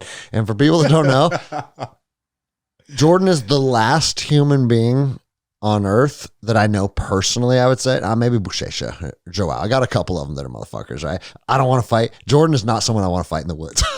Fuck that. And I came up, I was like, oh, fuck, it's you, dude. And I was like getting ready, the brain is in full combat mode. You're going to war. And then you see him. It's like, God damn it, dude. Not only are you my homie, but I also don't want to fight you. Fuck, man. I just got hit with this question I want to ask you. And then can we take a short break for another drink or something? Do whatever you want. What brings you the fucking most passion? I thought about this earlier or yesterday or both times. And I was like, because that's a hard question. Yes. Well, you've been on a lot of podcasts. You've talked about a lot of things. Which one resonates the deepest with you? So I would say it changes. Or maybe a couple. I would say it changes over time, right? Like the things that brought me passion at 21 are very different than today. Of course. Like, bro, no, but I'm saying like at 21, standing in formation and hearing like the national anthem. Because I'm part of this team, bro. Like, did you ever feel the like the emotion of love from that side of the military? Yeah, when I got handed my EGA, when I got all my meritorious promotions, when I got my like 4.8, 4.9 pro cons. Yeah, bro, it was like it felt like belonging. Real fucking, like I would well up at times, dude. Yeah. And like feel that emotion inside, because that's how proud I was of being a Ranger. You know what I'm saying, dude? Mm-hmm. Like that was everything to me. How old again were you when you decided you wanted to try that? I was 18. Yeah, right. Senior year in high school, and I didn't know what I wanted to do. So you just jumped right away and went in? Yeah. And I said, hey, I went to the recruiters and I said, hey, if I'm going to be here for 4 years, what's the hardest shit you got? Yeah. You know what I mean? And that wasn't like, we are the same person. it wasn't like coming from a place of ego. Mhm. I don't think I had ego at that age. Maybe I did. But There's something regardless, about pushing your limit. yeah, like I was like, okay, if I'm going to give, I never wanted to be a career military guy. Okay. This was also 99. So the war on terror wasn't started. So it was a peacetime military. Expecting to go in and kind of putz around. I was like, I'm going to give it a 4-year enlistment. And then that's going to set me up for my next phase of life. I never planned on it being different than that. Mm-hmm. And, but at the same time I said, but if you got me for 4 years, fucking give me what you got. Yeah. You know, like I want the hardest thing. And so I landed on a Navy SEAL or an Army Ranger, not knowing anything about the unit capabilities or what it takes to be one, training. Or like, I knew nothing about who they are other than that sounds like hard shit and people think they're badasses. And that's how I came to that conclusion. Yeah. Right. And bro, it's a child's brain too. You're 7. I was 17 when I joined. So you didn't have which is interesting to think about. You didn't have to have the mentality of, I want to go in and kill someone or any of that desire at that point because it didn't exist. It didn't exist, man. I entered to legally kill someone. Okay, that's why I enlisted. So way different fucking. See, but okay, so that's very interesting. No, because I wasn't even a thing. Really. Not only did I not enlist to kill people, I was happy being a peacetime ranger. Like I remember vividly, there was guys in my platoon. This was pre 9/11, right? That are like, fuck, I wish a war would kick off. Fuck, I want to fucking go to war and kill people. And I remember having like conversations with them like, everybody's better off how life is right now. Yeah. You know what I mean? Yeah. But that's not the Ranger brain. However, on 9/11, 2001, now I did want to go to war. Right? I wasn't that guy that was like, oh no, like it's happening. Like, no. Was that Greg's decision or was that the United States military decision in Greg's brain? To go to war? Yeah, and want to fucking defend or fight, or like you thought it was the right thing for you, or were you defending the country? Defending the country. Because I know we have much different perspectives now. Yeah. You know? At the time, and please save the conspiracy of 9/11 for another story, right? And because now I look back on that in my mid 40s and think, we weren't told what the truth was. That's what I'm saying. But I want to feel the emotion from then. Yes. What was that? The emotion from then was I was fighting for the U.S. government. I joined our military. I was on our team, and they just attacked my country. It was like checkmate kind of feeling. Yeah. And it's like, oh, we'll show you motherfuckers. And like, it was exciting as fuck, dude. Fuck yeah, it was. You know what I mean? I don't know what it would be considered, an analogy or an idea, if you will, but the fucking island for war. Yes. I think that's a great idea because Yes. I think that's a mindset that some people just enjoy tapping into. I think there's a warrior culture that's kind of being lost. But I think that warrior culture also brings the ability to heal within the warrior culture society. And for what Johnny's saying is, for those of you who haven't heard my theory on this, is young men are drawn to conflict. Young men are drawn to war. Not all. No, not all, but quite a few. A percentage, right? Quite a few, yeah. I learned that in Ramadi because guys were coming from all over the world to fight us. Fucking like, and if you're a fucking Muslim that is felt called to fight the infidels, you're going to travel. Now's the time. You're going to travel across several countries to meet me in an alley. That's an honorable motherfucker, right? Mm-hmm. Like, dude, he has that calling to fight. And so that's what I was saying on the island theory. If you were to just say, hey, we don't care what religion you guys are. We don't care what political scheme is happening. We're not attaching this to any government or any reason. If you just want to come here and fight other men to the death, the streets are open. Mm-hmm. And you land and we'll issue you a machine gun and you can be assigned a team and see how it goes. I think that place would be fucking packed. Yeah. Waiting list, I would assume. Waiting list, bro. Yeah. And here's the other side of me growing into a warrior too. Bro, I would have been there until very recently. That's what I'm saying, dude. Or like little weekend getaways at least, you know? So like pre-war, I wasn't all pro-war. And I was already an Army Ranger, right? But post 9/11, I became fucking very, very pro-war. Mm-hmm. Like wanting it, seeking it, fucking like, bro, I went back 10 times as a civilian. You know what I'm saying? Like that by choice. Go put me back in that environment. I fell in love with that, you know? And here again, bro, you want to talk about passion? Hunting fucking men? Like, bro, you know what I mean? You sit on a I don't know what you mean, but I have wanted to feel that my whole life. Like, bro, you sit on a rooftop all fucking day in downtown Ramadi, just watching behind glass for hours and hours and hours and hours, waiting for one motherfucker to meet your ROE. And you never get bored. Do you know what I'm saying? Mm-hmm. It's like, it's absolute fucking like thrilled to be on that rooftop. It keeps the fire in your heart the whole time. The whole time. Yeah. And you want to know what's crazy is I went hunting 2 weeks ago and we were in some open terrain and we were glassing. For turkey or? No, was that Hawaii? Axis deer. Yeah. Okay. And bro, there's still something, and I don't know if it's related to the past or if it's just something inherent in men. There's something about glassing terrain, looking for what you want to find, that is exhilarating as fuck, dude. It could take the entire day and it would be enjoyable. It's enjoyable. Yeah. And I was glassing for deer, and me and Joshua were like, and bro, we weren't sitting all day glassing. The majority of the day we were moving, but we took like a 30 or 45 minute break to just really settle into the valley and just observe what's happening before we continued down it.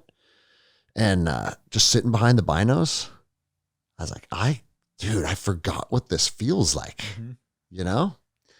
And so especially when you see something too, then it's like, that's what I'm saying, right? You know, it fucking lights everything up in your body, man. So then for my 20s, dude, my exhilaration and my passion was that.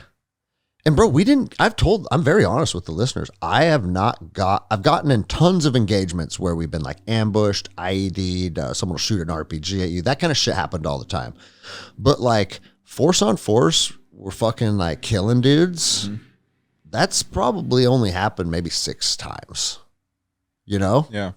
That's not a lot for me. Six different times that's actually, I've mixed that up. Right. Mm-hmm. And don't get me wrong, there's been times when there's dead bodies all over the street at the end, and it's like, what the fuck, dude? You know? It's like a weird street fight. Yeah, dude, it's kind of nuts, right? Fuck? But, and the reason I like to be honest about it is because, like, you talk about, like, the 2-4 and 2-5, the fucking Marines that were there with us. Mm-hmm. Man, those fucking guys, they saw as much combat as I saw in 3 months in fucking 3 hours. Just walking through the street, movement to contact, all day, every day. And it's like, what the fuck, man, right? But like, I like this, like we're really circling back because your question was what brings you passion? Mm-hmm. And now we're going through the different phases, right? Because we are. Combat was what I was passionate about, bro. Mm-hmm. And it wasn't just like, oh, because I'm Team America anymore. And you hear guys say this all the time. It's about the guys, right? Dude, you're with a group of rad motherfuckers and you're kind of doing whatever you want. Yeah. Come on, bro. Yeah. Like, come on. It's a fraternity. Like, it's existed forever. When you're out in the fucking, a group of guys wanting to do fun, cool shit. You're on the streets of Iraq with 10 of your homies and bro, and not only can you do whatever you want, everybody's got each other's backs too. Like I'm here to tell you that I'm here to tell you things that I can't tell you because there's stuff that'll never get spoken of amongst those guys. Mm-hmm. Because we understand we got each other's backs, and it's always been that way, right? Yeah. A lot of people never have a team of people that they feel they share that with. I think a lot of people don't even have conversations this in depth, like maybe once a month. Mm-hmm. Maybe. I have these like maybe 3 or 4 times a day. Yeah. It puts such a different perspective on this fucking world. And as do you, right? You're always having these, especially as a podcaster and like being in the community. Everyone wants to talk, you know? Bro, I do a podcast almost every night from fucking 7:30 to 8:30 because the whole fucking team sits around and talks about shit together. Yeah. I'm not kidding. Like, there's plenty of nights if I just turn these mics on and like, I could have uploaded as an episode and it would have been well received because I've found that community again of people that I trust. And so after the war, or it wasn't after the war ended, I left that in 2009 because I started a family. And I was like, I can't keep going back to Iraq as a father. But you wanted to. Of course I wanted to. Yeah. Yeah. Here's the thing. Now there's a dichotomy involved because I felt as a father, I no longer wanted to die. Bro, when I didn't have kids, I had zero concern for self-preservation. I would actually tell myself in Ramadi, I bet today's the day. And I used to say to myself, I hope I get either blown up or shot through the fucking face because I don't want to be one of these motherfuckers that we see every day getting all fucking maimed and fucking gargling in their blood. And like, that's what I don't want. It wasn't that I didn't want to die because I was like, dude, I'm not trying to sound like fucking, like gruesome. It's just the reality of it's a fucking algorithm. If you travel this distance with this many bullets coming at you for this period of time, you're going to get hit. It's just a mathematical equation. You're going to fucking die one day out here. Yeah. You know? And so once I was born, I was like, dude, the game's changed now. Did you hold any resentment to like being pulled out of that in a way? Because you wanted to be there? Not initially, because I thought, dude, I literally thought like, hey, you know what? I'm leaving one war, but I'm going to go join another. And that's catching fucking fugitives across America. And that's why I was like, I'll be close to home, but I'll still be able to be part of a team out doing badass shit. Yeah, you're trying to figure out the balance. Yeah, I'm trying to find the balance, right? And that's why I was like, okay, I'm going to be a U.S. Marshal because the U.S. Marshals are known for shit like The Fugitive with Tommy Lee Jones jumping on planes and chasing dudes all over the country, right? So then, and then also the agency kind of sells it as that too. Like you're going to be a fucking superhero. And then you get in there and you're not. You're a court monkey and a jailer for 99% of your fucking time. Yeah. Mixed in with cool shit here and there. I'm not going to say there's no cool shit. Those are the guys that do the flights, right? Air marshals are the security on the flights. Okay. U.S. marshals are... I really don't know what they do. Well, I guess you just said court monkeys or whatever. So they can enforce any federal warrant, right? So they do have task force that are out looking for guys, making arrests, and lots of deputies spend a lot of their time working cases trying to close all these federal warrants that have been issued, right? Okay. So there are tons of work that does happen on the streets, but all federal inmates are what's called remanded to the U.S. Marshal Service, which means we're in control. Yeah, we're in control of all the federal prisoners. So FBI, DEA, ATF, fucking Postal Service, like anybody that has arrest authority. And yes, there are Postal Service employees that have arrest authority. Once they make the arrest, they come to the U.S. Marshals and they say, hey, we got one today. Here you go. Now we're responsible for taking care of that prisoner, all of his medical appointments, all of his court proceedings, the trial. I don't want to forget this question. Yeah. Was there any person that like you got to encounter or like go in between or like travel or anything that was like a high level person? Yes. Who was like the highest level person you got to do? I actually don't even know this guy's name. I could look, and it's funny you're bringing this up. Cartel or some shit? He was a Mexican mafia shot caller. And so he was in solitary confinement for being a federal shot caller, right? So Mexican mafia is the biggest gang within the prison gangs, right? Okay. But there's not from what I understand, some deputies really jumped into like the gang culture to understand it, Mm-hmm. and it runs deep and it's confusing as fuck, dude. All the networks, how they intersect, who's in Okay. charge, different levels. And it's actually The pretty whole hierarchy. Yeah, it's of- crazy, bro. But the Mexican mafia is the prison gang Okay. that runs the federal prisons. And so he was a shot caller, like way up at the top.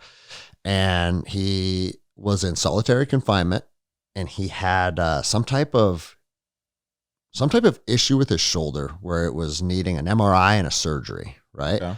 So you know how anything is in the federal system. Like it's the same as military. It moves like pond water. Yeah. So he had to go back and forth to the doctors probably 6 or 8 times for different appointments over the course of maybe a year. I easily believe that. Yeah. And he was assigned to me. He was my prisoner. And bro, I'm cool with the guys. Like, I'm not going to be a dick to a prisoner unless A, he's a dick to me, or B, he fucks kids. Because I don't want to have banter with you. Yeah. You fuck babies. I don't. Yeah. We're not talking. We're not talking. We're not cool. But dude, if you're a gangbanger or slinging dope or selling weapons or whatever it is, a lot of the dudes are kind of like us. You can be in the I believe it. Totally. and you can be in the elevator with them and actually have good conversations with them and like have good energy back and forth. Some people used to be like think that dude, you're making friends with them. That's dangerous. You're fucking trusting them. It's dangerous. And it's like, dude, I'll fight him now. Will you? Because I'll fight him now if that needs to happen. But until then, let's just, dude, I actually kind of want to hear about your life. Being a dickhead to him is only fucking escalating the situation in itself That's anyways, right, dude. you know? And so this guy that I ended up spending a decent amount of time with, bro, the first thing he says to me on the first time we went to the hospital, he goes, "Hey, deputy, I've been in solitary confinement for, I don't remember, but it was a long time." And he goes, I haven't seen the sun in as long as I can remember. Is a long time like weeks or months? Months. Fuck. Oh, yeah, Okay. bro. And he goes, I haven't seen the sun in fucking however long. And I know we're about to get out of the van and it's sunny out. Can I just look at the sun for 30 seconds? Fuck yeah, dude. And that's what I said, bro. But see, other guys Feel would be, free. like, "Oh no, if he is dictating the plan, he's setting you up for an ambush or whatever, right?" Well, bro, I didn't feel that from him. Yeah, bro, my spidey senses says this guy is fucking sad and lonely, dog. Yeah. And the way he talked to You me. can address it that way. And then the other side of it is, bro, if he's fucking setting me up for a fight, then let's fucking see it too. Because Yeah. that's in there too, right? And I said, of course, bro. Like, take it in. I used to tell the guy, like, if your day, the better your day goes, the better day my day goes. Shit like that. You know what I mean? Like, we're actually on the same team, believe it or not. Yeah. And so after that, we started talking. And bro, you know what this dude did? He worked out and he read. And that's it. And like, he's like talking about the discipline and his routine in his cell and how many push-ups he has to do, how many pull-ups he has to do, how many books he's trying to get read this month and all this stuff. And he's articulate. He's smart as fuck. And he's cool. Of course. He he's liked smart as fuck. dude. He He's was a shot Mexican. caller. He's a shot caller for the Mexican mafia, and he was this fucking Mexican dude with long hair, and he loved heavy metal. Like, we talk about fucking metal bands and shit too, man. And it's like, I like this dude as a person. Are there like Mexican heavy metal bands or no? No, there is. There is. That's dope. Yeah, there are, Okay. dude. But dude, like, that's a lot of those dudes were cool. He could have very easily went to a fucking recruiter and done the same shit that we did. I say and it, thrived. You know, I say it all the time. We were all looking for a gang. The gang that I ended up joining was just sanctioned by the U.S. government. yeah. Same with your gang. That's all I've done, dude, right? Sports is kind of a gang, and then you go and you find your little crews, your little groups that are friends and stay together. They're your little gang for a while, and then it goes to military, and then I'm in the fucking trades doing construction. Now that's my little gang. And You got to have your gang, now I bro. got my jujitsu gang, you know, they're everywhere. But a lot of people don't feel belonging in any of them. No, I know. And here's, so it's a good segue because I felt a ton of belonging my whole time in the military, both in regiment and with the different contracting teams that I was assigned to. you don't have to know somebody very long to know them very well if you're being put in the pressure cooker together, right? So you feel very quickly bonded to these people in a level that would probably take much longer and under normal circumstances. Mm-hmm. So now the capacity to get to know people is even harder now, it feels like, back home, you know? Yeah. And I was with the U.S. Marshals for almost 5 years. And don't get me wrong, there's deputies in Los Angeles to this day that I could call up and sleep in their house and I consider them a friend, right? But not only is that very few, but outside of those very few, I didn't have relationships with hardly anybody that meant anything at all. And it just felt gross. It felt superficial. Yeah. The chain of command didn't give a fuck about you. And I was like, wait, what? Like, dude, regiment has its flaws, but I have no fucking doubt that my company commander, my first sergeant, my lieutenant, and my platoon sergeant would die for me in a situation that was going to cost me my life. All 4 of those men would have given their life before I died. I believe that to this day. Mm-hmm. You like live and die by respect to someone else or to that, don't you? Dude, that's what I'm saying. Yeah. You know? And so then when you go to work for people that not only won't fucking die for you, but actually don't give a fuck about you. Well, or to bring it present, feel like you're teamed up against. Yeah. And with your family is like, you don't fucking respect me. Yeah, bro. Right? You live and die by the respect shown. I think that's probably normal for a lot of guys. I would say, yeah. It applies for me for sure. You know? Yeah. But I also think when you get to experience what we'll call that level of respect, and bro, don't get me wrong, there's times when like I hated my platoon sergeant. For sure, dude. You know what I'm saying? Yeah. I'm not saying like he was the greatest guy in the world. Like I'm saying if I needed him, he would have given me what he had to give me in that moment. And I know that. I believe that. Yeah.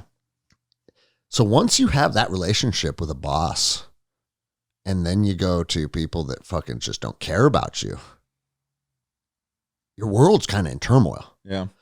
And my entire time in law enforcement, 10 years, dude, with 2 different agencies. And again, I don't say this like trying to make the agency look bad, but I never had very powerful relationships with my superiors. Mm-hmm. And it was very apparent something was missing, you know? And again, outside of the handful of guys or gals that I felt a connection with, most of my teammates, they didn't feel like teammates.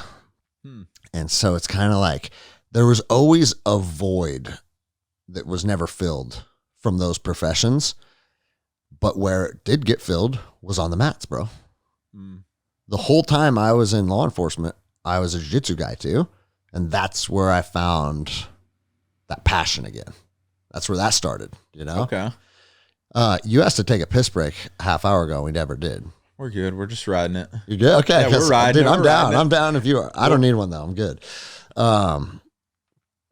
So bro, that is what like the mats really changed the trajectory of everything for me, because I honestly felt like that's the only place around that I don't feel like everybody's kind of full of shit. You can't be. You can't feel it. You can't be, bro. Yeah. And guys will show up sometimes that are full of shit. And then the second we touch each other, there's no more lies. And no one's full of shit anymore. Yeah. Hey, Greg, I'm a black belt. Cool, man. Let's check it out. Yeah. Grab my lapel ones. Yeah. No, you're not. Or he might fucking strangle me unconscious. Yeah. And I say, yes, you are. But regardless of which way that goes, we now know the truth, you know? And when you grab another human being, and this isn't, and people probably think this is ego, but it's not ego, because I even like being on the receiving end of it. Like if Marcus Bouchesha grabs me, I know who's in charge right now. Oh, I like that shit. That's what I'm saying. I'm actually relaxed by that. Weird. No, it's, bro, I don't think it's weird. I think men are always sizing each other up. Like, bro, you walk by a guy in the grocery store you don't know. What are we doing? And a lot inevitably, it's like it's a security. They measure. want to know. I could kill this. They want to know who's the guy in the store. Yeah, it's just a part of our monkey brain, right? And again, I've talked about this on the show. You know what diffuses that more than anything is when you're walking with your daughters. Mm-hmm. People aren't sizing you up once you have kids. It's like you're no longer a threat. Yeah. You've been taken or whatever it is. That makes a lot of sense. And I haven't really ever thought about it from that perspective, but I obviously, I have a son, he's 4 years old now. And, like I was always terrified to have fun in public kind of, man. Like I wouldn't dance at wedding. I would never dance, like do any of that shit ever. It was just not my thing. And it's still not necessarily my thing. But as soon as Wyatt was born, it was like like we're saying, all of that, like kind of just always paying attention, being a little more aware, being more like judgmental feeling, which is like, bro, I don't give a fuck. My son wants to dance. Yeah. Like no one's going to judge me. No one's going to try and fight me when I'm doing this shit. No, I think everyone just wants to have some fun. I deep think down, that's man. like, maybe that's just like an unwritten man understanding. Like, bro, we can't be fighting each other with kids around. You know what I'm saying? Like, yeah. So if you got you got your kids with you, we can give each other, hey, what's up? Instead of that, who the fuck are you energy? Yeah. You know what I mean? You little pussy. Hell yeah, dude. But all dude, right. It's fucking crazy though, that like once you start doing jiu-jitsu long enough, almost every single person you meet, you get to have that encounter where you have a very intimate understanding of each other. That's the magic, bro. Mm-hmm. Everyone wants to talk about what the magic of jiu-jitsu is. In its core, that's what it is. It's not that I can beat this guy up, I can kill that guy. It's that you become part of a tribe of people who every single last person in the tribe, in a fucking spider web fashion, every person is connected to every other person with an understanding of who they are and what they bring to the table. Where else do human beings get that? It's building the fucking gang hierarchy. It is, bro. It is, dude. And it feels good. Our monkey brains are drawn to it, mm-hmm. And we're probably drawn to it spiritually too. Like they say, what's one of the worst forms of fucking punishment is that you can put a person in is isolation. Mm-hmm. A lot of people are feeling alone, and it's very easy to feel alone now, especially with all the fucking separating and division between everyone and social media and tablets, right? It's like just, you may feel like you're connected because you have a lot of commenting and likes back and forth, mm-hmm. but it's not the same as sitting around a campfire. Fuck no, dude. It's very different. There's a literal difference in energy exchange. 100%. And like I say, bro, I am not one of those persons that doesn't get sucked into the tablet at times. I understand that. Like, of course. And there's also a lot of good that comes out of it. But in its core, communication, you need to be trying to share real energy with people. Mm-hmm. It's just like my Forge Ferocity. I was just going to bring it up and say like, that'd be a good segue to open that up. No, because like, I don't know. I was trying to explain to my girlfriend what it is. So if you feel free to go into it, that'd be cool. So because I've felt such a incredible, we're fast forwarding a lot, right? But mm-hmm. I fell in love with jiu-jitsu. I ended up leaving law enforcement and going all in and building my own jiu-jitsu academy. And that's where we're at now. And we have 240 students or something now. Like it's a thriving jiu-jitsu academy. Mm-hmm. And the coolest part of the academy is watching like the camaraderie and the tribe mentality between teammates, like being nurtured and growing all the time, right? So like, I'm like, dude, we've created something powerful here. And it has nothing to do with strangling each other. Like community, man. Yeah, it's like, now the strangling has its requirements in building the community and what it is, but the community has become something bigger than strangling. You understand what I'm saying? I do. And so now I've built this, and my online presence just through Instagram has gotten to a big enough point where like people will reach out to me and ask me questions and shit. Mm-hmm. And something that I hear very often is like, Greg, like I listen to the things you talk about, like finding your tribe and staying physically active, eating good foods, blah, blah, blah. But I struggle finding like-minded people in my area that I can connect with. And bro, that's everyone. Me too, dude. Yeah, it's so challenging. And I heard that message so many times that I literally thought like, dude, all these people that feel this way, let's build a network together. And if you've heard me talk about Forged Ferocity, I say it almost every time. If you have a brick and mortar facility that's filled with good human beings that you could build a tribe with, I think that's option A. Go do that. Yeah. Right. But if you're struggling to get connected with people locally and you're like, what options are out there?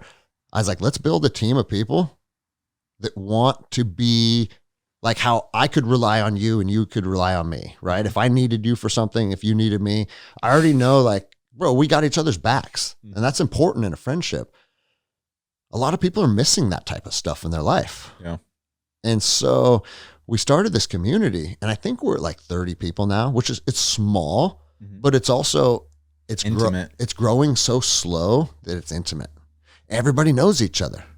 That's fucking dope. And everybody, like, bro, they're already forming friendships. Of course you are. It's 30 people, you know? That's what I'm fucking saying. Awesome, man. Even though we've never met face to face, we Zoom twice a week and then we talk back and forth on the forums. And I think like 4 or 5 of them are already coming up for Guns Gis as a little like, dude, our little crew is going to get together and meet and do something together, right? So it's already happening. These people are able to connect with someone on a platform that is rooted in this, as opposed to like every other social media platform is people talking shit to each other. Yeah. I don't have time for that, dude. So if you want to bring that kind of energy, just go away. Yeah. That's not what we're welcoming there. Yeah. And so for, I guess, my listeners, maybe that don't know so much about the Forged Ferocity, how active are you personally in there? I'm on 1 or 2 of the calls a week for sure.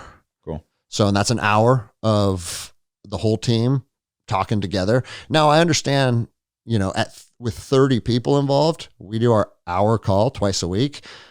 Everybody can have a seat at the table and share what's going on and like, or be the person that kind of like gets the attention, but everybody can be pretty present, right? As it grows, if we end up having 300 people per call, what's that going to look like now? I think it's probably going to have to look like just dividing it up. Yeah. You know what I'm saying? In some capacity, but I don't know what that looks like. I'll just play it by ear as it goes instead of being worried about that. Yeah. Well, it's cool to I wanted to make sure like, I mean, people that listen to you want to fucking talk to you. They want to meet you. Yeah. I was one of them. You know, that's why I went to the first Guns Gis. I had shared that was like, there's some poll. I want to fucking meet this dude. There's like a dad brother quality or some shit, man. I don't know. There's some masculine shit. There's just something that I feel like I want to be around. And then inevitably it brought in Lappin and fucking Joao and now Tyler and all these other people. And it's just like, bro, that's what this was supposed to be, you know, bro, because I did get a connect and like, oh, okay, this is some fucking rad shit here. You know, there's a cool connection here. And then Costa Rica and everything, right? Dude, Costa Rica. But that was all because I was a fucking fanboy of a podcast too, dude. Costa Rica. So being able to talk to you, the people in that community being able to talk to you is really, really cool for some individuals like that, right? And dude, and I tell people too, well, like Costa Rica was rad. I consider like most of my jiu-jitsu students, they're not clients, they're friends. And people will say like keeping friendship and business apart is imperative, but you can't do that here. Yeah. Because what we do is too intimate. I can't be a businessman.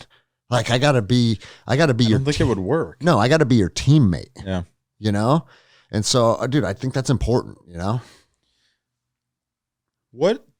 I don't know if my brain is struggling to comprehend the difference, but is there actually a difference between like professor or coach? Do you prefer either one for either reason? So in the kids class, black belts are professor, brown belts and below are coach. In the adult class, call me Greg. And I tell people that, bro. And some people struggle with it. Some like Will. Will is one of them. No, professor. Like he called you professor in our text messages earlier. Yeah, no. That's just that's. But here's the thing, dude. Awesome. Will, you want to talk about guys that live and die on respect? That's Will's whole life. He's I don't know if he reached out to you. We're sitting here, I think, tomorrow. Yeah. He told me that. Yeah, and so he's going to be on my platform. And one of the coolest fucking people. He's rad, that dude. you're ever going to meet, man. You know? But what was I going with Will? You're again? Greg. Oh, You're yeah, I'm Greg. Adults, yeah. Yeah, and he always wants to call me professor because he's like, hey, bro, like you're the black belt and you've earned a title. I want to give that to you. That's Will's gift to me, which is why I like that. It's respectful, right? Yeah. If I require that from somebody, there is no gift from them. You know what I'm saying? Like, hey, yeah, if you want to be part of my team, you have to call me this certain thing. Well, then they're not doing anything from being like genuine. Yeah. They're just fucking following the rules. I don't want to give people rules. And so like, hey, this isn't a place to come and feel caged more. It's that's right. It's the opposite of that. Yeah. And that is why I don't have uniform standards. Bro, I got guys that have been training with me for a year that still wear their Gracie Baja keys. Yeah, I don't care. You know what? I don't care about the color of the fabric of your gi or what patch is sewn on the back of it. Are you fucking cool or not? I got plenty of Marcelo Alonso gis in here too, right? Because dude, it's the Pacific Northwest. People get transferred for jobs. People move. People do this. People do that. Or maybe it's a hand-me-down gi from their brother. I don't give a fuck. If you're here and you're bringing good energy to the team, the stitching on your shoulders is fucking meaningless to me, right? And so like, you're exactly right. I don't want people feeling caged here. You don't come here and have a bunch of rules. You know what the rules are on the mats? No eye gouging and don't kick people in the balls. Yeah. Otherwise, have fun. Yeah, man. bro. Yeah. Like, have fun. Talk shit, dude. Like, do your thing. Meet people. Sit in the sauna. Do the ice plunge. And I also think, man, like, if you expect somebody to address you with a title behind it, or if you introduce yourself, like if you meet a doctor at like at a private event, right? You're at like your buddy's wedding and you meet a doctor and he introduces himself as doctor. The conversation's probably over. I don't like you. I don't like you, yeah. Right? Like, well, it's because they're identifying to their fucking to this place, right? And you're identifying to something spiritual, dude. That's jujitsu. It's a spiritual connection. So it's a labeling that's like, ugh. Fucking yucky, dude. And so, yeah, dude, I don't want people feeling caged here at all. And dude, the other side of it is like, I believe that leadership is fluid. There's a fluidity to leadership. Now, I know that I'm a very good leader in certain aspects of my life, but I also know that there are plenty of people on my jiu-jitsu team that under a different circumstance, I would probably need to follow their lead. Do you know what I'm saying? Like Tyler's a perfect example. There are plenty of life situations that could arise where like Tyler steps up and says like, hey, Greg, can you do this? Yeah, I got you, bro. Yeah. You know what I mean? Like I'm not Tyler's leader. Tyler's not my leader, but a situation could call for either one of us to step up and ask the other one to take care of something. Yeah, or like reaching out to Toby or something for an electrical problem instead of fucking that's right, dude. Roasting your house trying to fix it yourself. And so it's like my strength that I bring this team is grappling. That's what it is. Toby's and a fucking good energy place to just that's be. right. Yeah, you know, because you don't even have to come in here and roll hard and do all that shit to feel what's going on. No, bro. You know, like David. To wrap it back to David, I've quoted that a million times on my podcast, that David was the one that sat there and watched jiu-jitsu class and said, I've never really seen anything like this, but everything that I'm witnessing is like, it facilitates life success. Yeah. And it was like, fucking, yes, it does, dude. Yes, it does. 100% yes, it does. Jiu-jitsu has not only become... He didn't have to do jiu-jitsu to feel that or see right, that. That's right. He sees it. He feels the energy, He's in the energy. He's in the energy, you know? And if he's feeling that, it's like, well, that makes this a fucking sacred temple. It is, bro, because, you know? Again, it goes back to what we said a few minutes ago. You can't be full of shit and be part of the team. You just can't be, dude. Do you think that that's part of how many of the people here were fucking here to come train with Greg Anderson, do you think?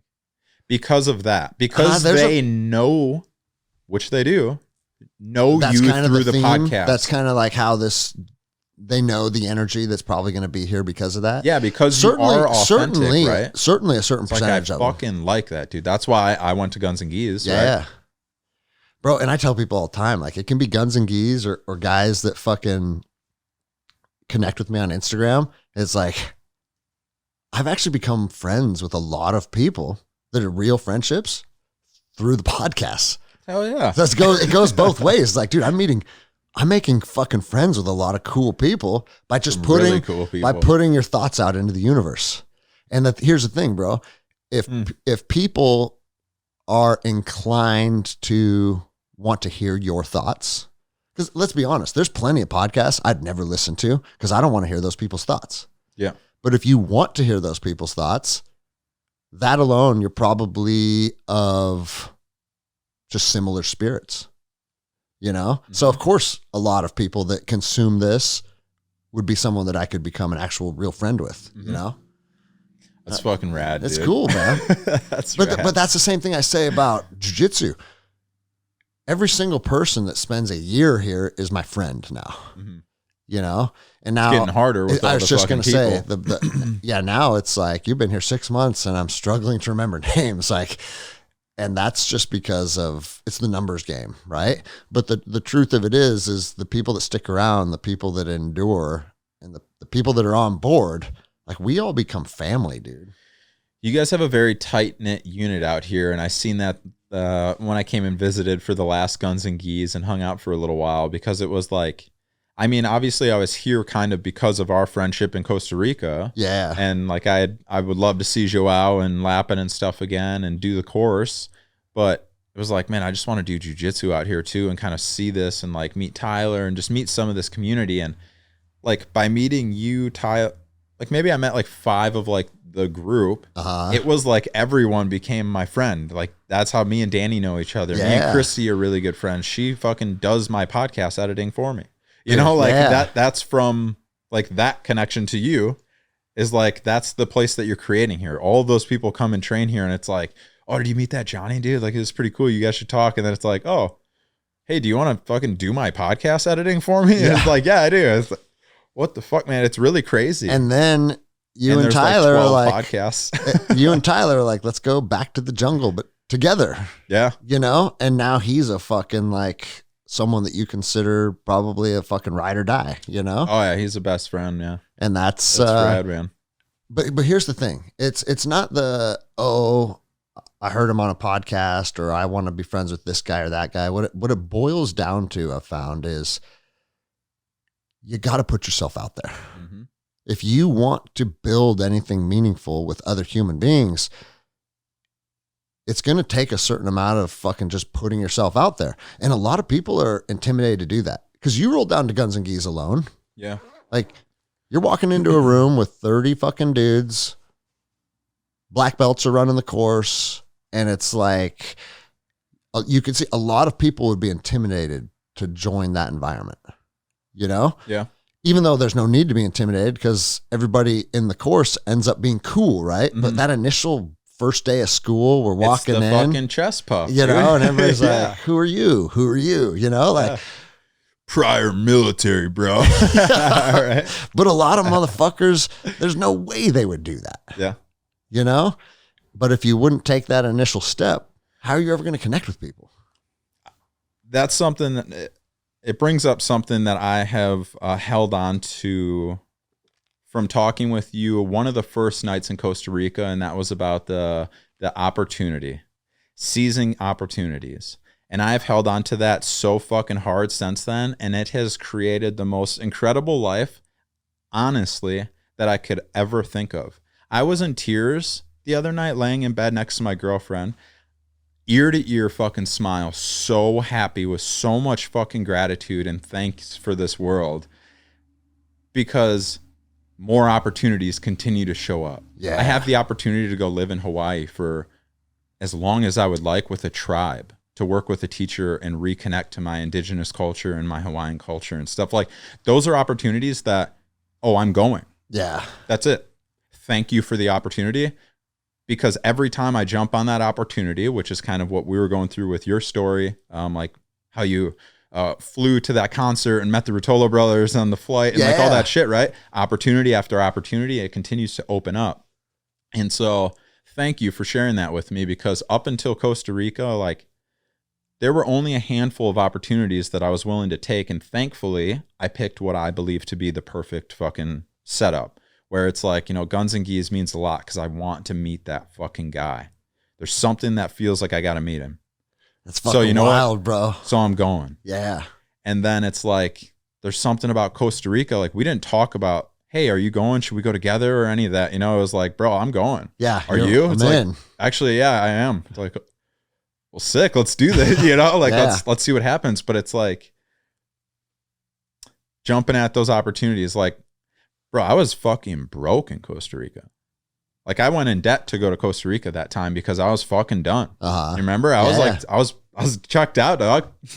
Like I was looking for some hope out there because it's like I'm kind of at life the end of this shit, kicking you in the balls, big time, man. And so going out there and then hearing this talk about opportunity, and it's like, you know what? I've only really made like a few like opportunity type of situations where it's I can or I cannot do that. And the more that I realize the magnitude that can open up after acceptance of an opportunity, it's like, I have to keep doing all of these. I have to try my best to just do that. And then it gives me a goal at work. So I can stay present because it's like, bro, we're working, but we're just working. You know, like this ain't my fucking life. I'm not doing this for 60 years. Yeah. I'm doing this because I need some money so I can go to Hawaii for a month and disappear and learn the fucking ways. You know, there's inspiration behind it as well then. But here's the other thing that you need to keep in mind, that there are plenty of opportunities that you take that may have the potential for nothing. Or fucking disaster. So you never know which one. Like make an investment that goes real bad. You know, shit like that. There could be catastrophes too. So be cautious. So but listen, what I'm saying here is listen to your intuition. That's what I was just going to say. The same thing. It comes down to that, is like, for you. If there's something inside of you that says, man, just fucking go to Hawaii for the weekend. Like, right? Mm-hmm. Fucking go to Hawaii for the weekend. And some people think that that's fucking outrageous. A ton of people outrageous. Think that's yeah. You know? Bro, I'm in Washington for 2 weeks right now. Dude, I fucking flew to Iceland. Don't understand that. I flew to Iceland for 48 hours. Was it fucking rad? Because I wanted to, I saw a mountain on Game of Thrones, and I said, where's that mountain at? Google that fucking mountain. And it was outside of Reykjavik. And then, true story. I don't think I knew this. This is fucking awesome.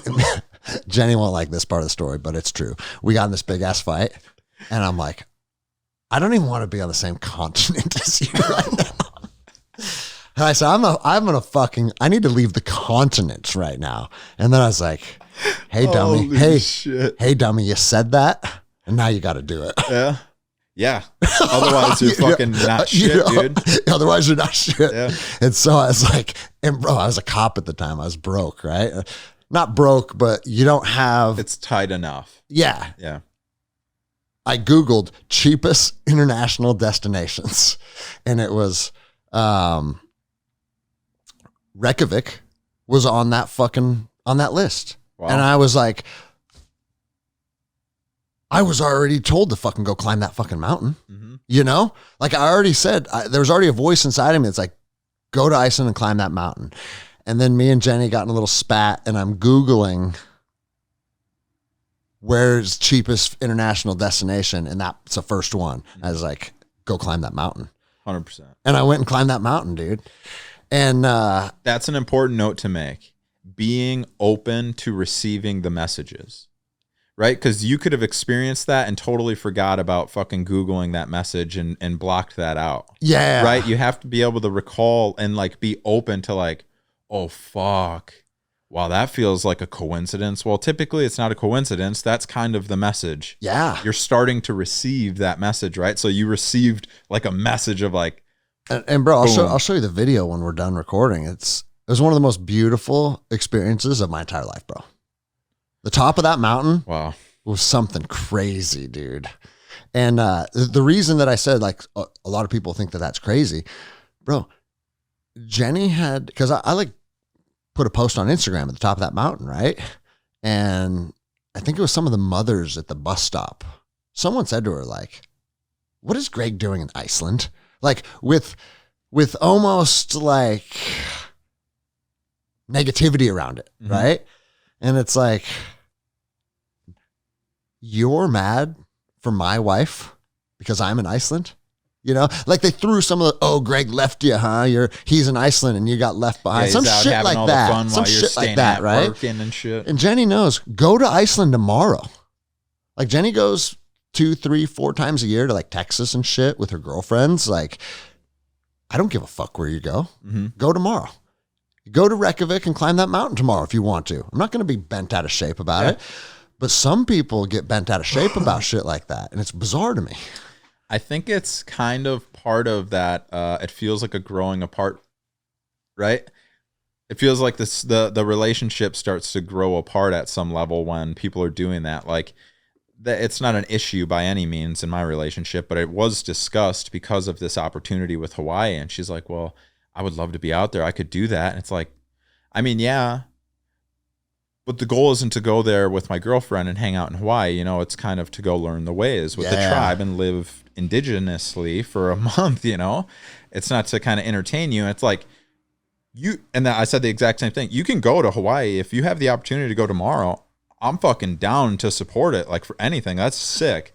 But the point this is for you. Yeah, but the point is like, I'm not going for a relationship reason. It's a purpose-driven reason. It's like you're going there for something. You're seeking something, right? So like you kind of were seeking something in that mission to go to that fucking mountain that was calling you. Yeah. And then with the post, it fucking creates a little tiny blip or a riff, if not to Jenny, to others, those bus stop women, right? Yeah. That see it. That's like there's a separation of energy, of entity. Greg is finding himself, and maybe she is kind of stuck with the kids here back at home. Or I disappear to Washington for 2 weeks and do 4 ceremonies and change my fucking life forever. But my girlfriend is only out here for like 10 days, didn't get all of the experiences, and feels kind of left behind. Like maybe spiritually, I may have enlightened a little more. And there's that division or separation there. I'm going to say, people pick up on that shit and it's weird. Yes. And they feel like they have to fucking notate it. Like we aren't aware within our own relationship, you know? Bro, I'm going to say this too. I may not be a relationship expert by any stretch of the imagination, but getting the fuck away from each other is healthy. Yeah. You know what I mean? That or just establishing a boundary. But being able, time apart is healthy in my opinion, but B, purposeful time apart. I think. Yeah.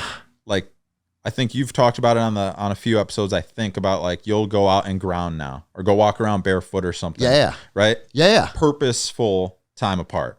Oh, not disappearing and smoking 5 cigarettes and fucking chugging booze. You know what I mean? Not that time. No, apart. but I'm saying like even like put some thought into what's going on. Hey, like I went to Hawaii last weekend for 3 days to hunt. Mm-hmm.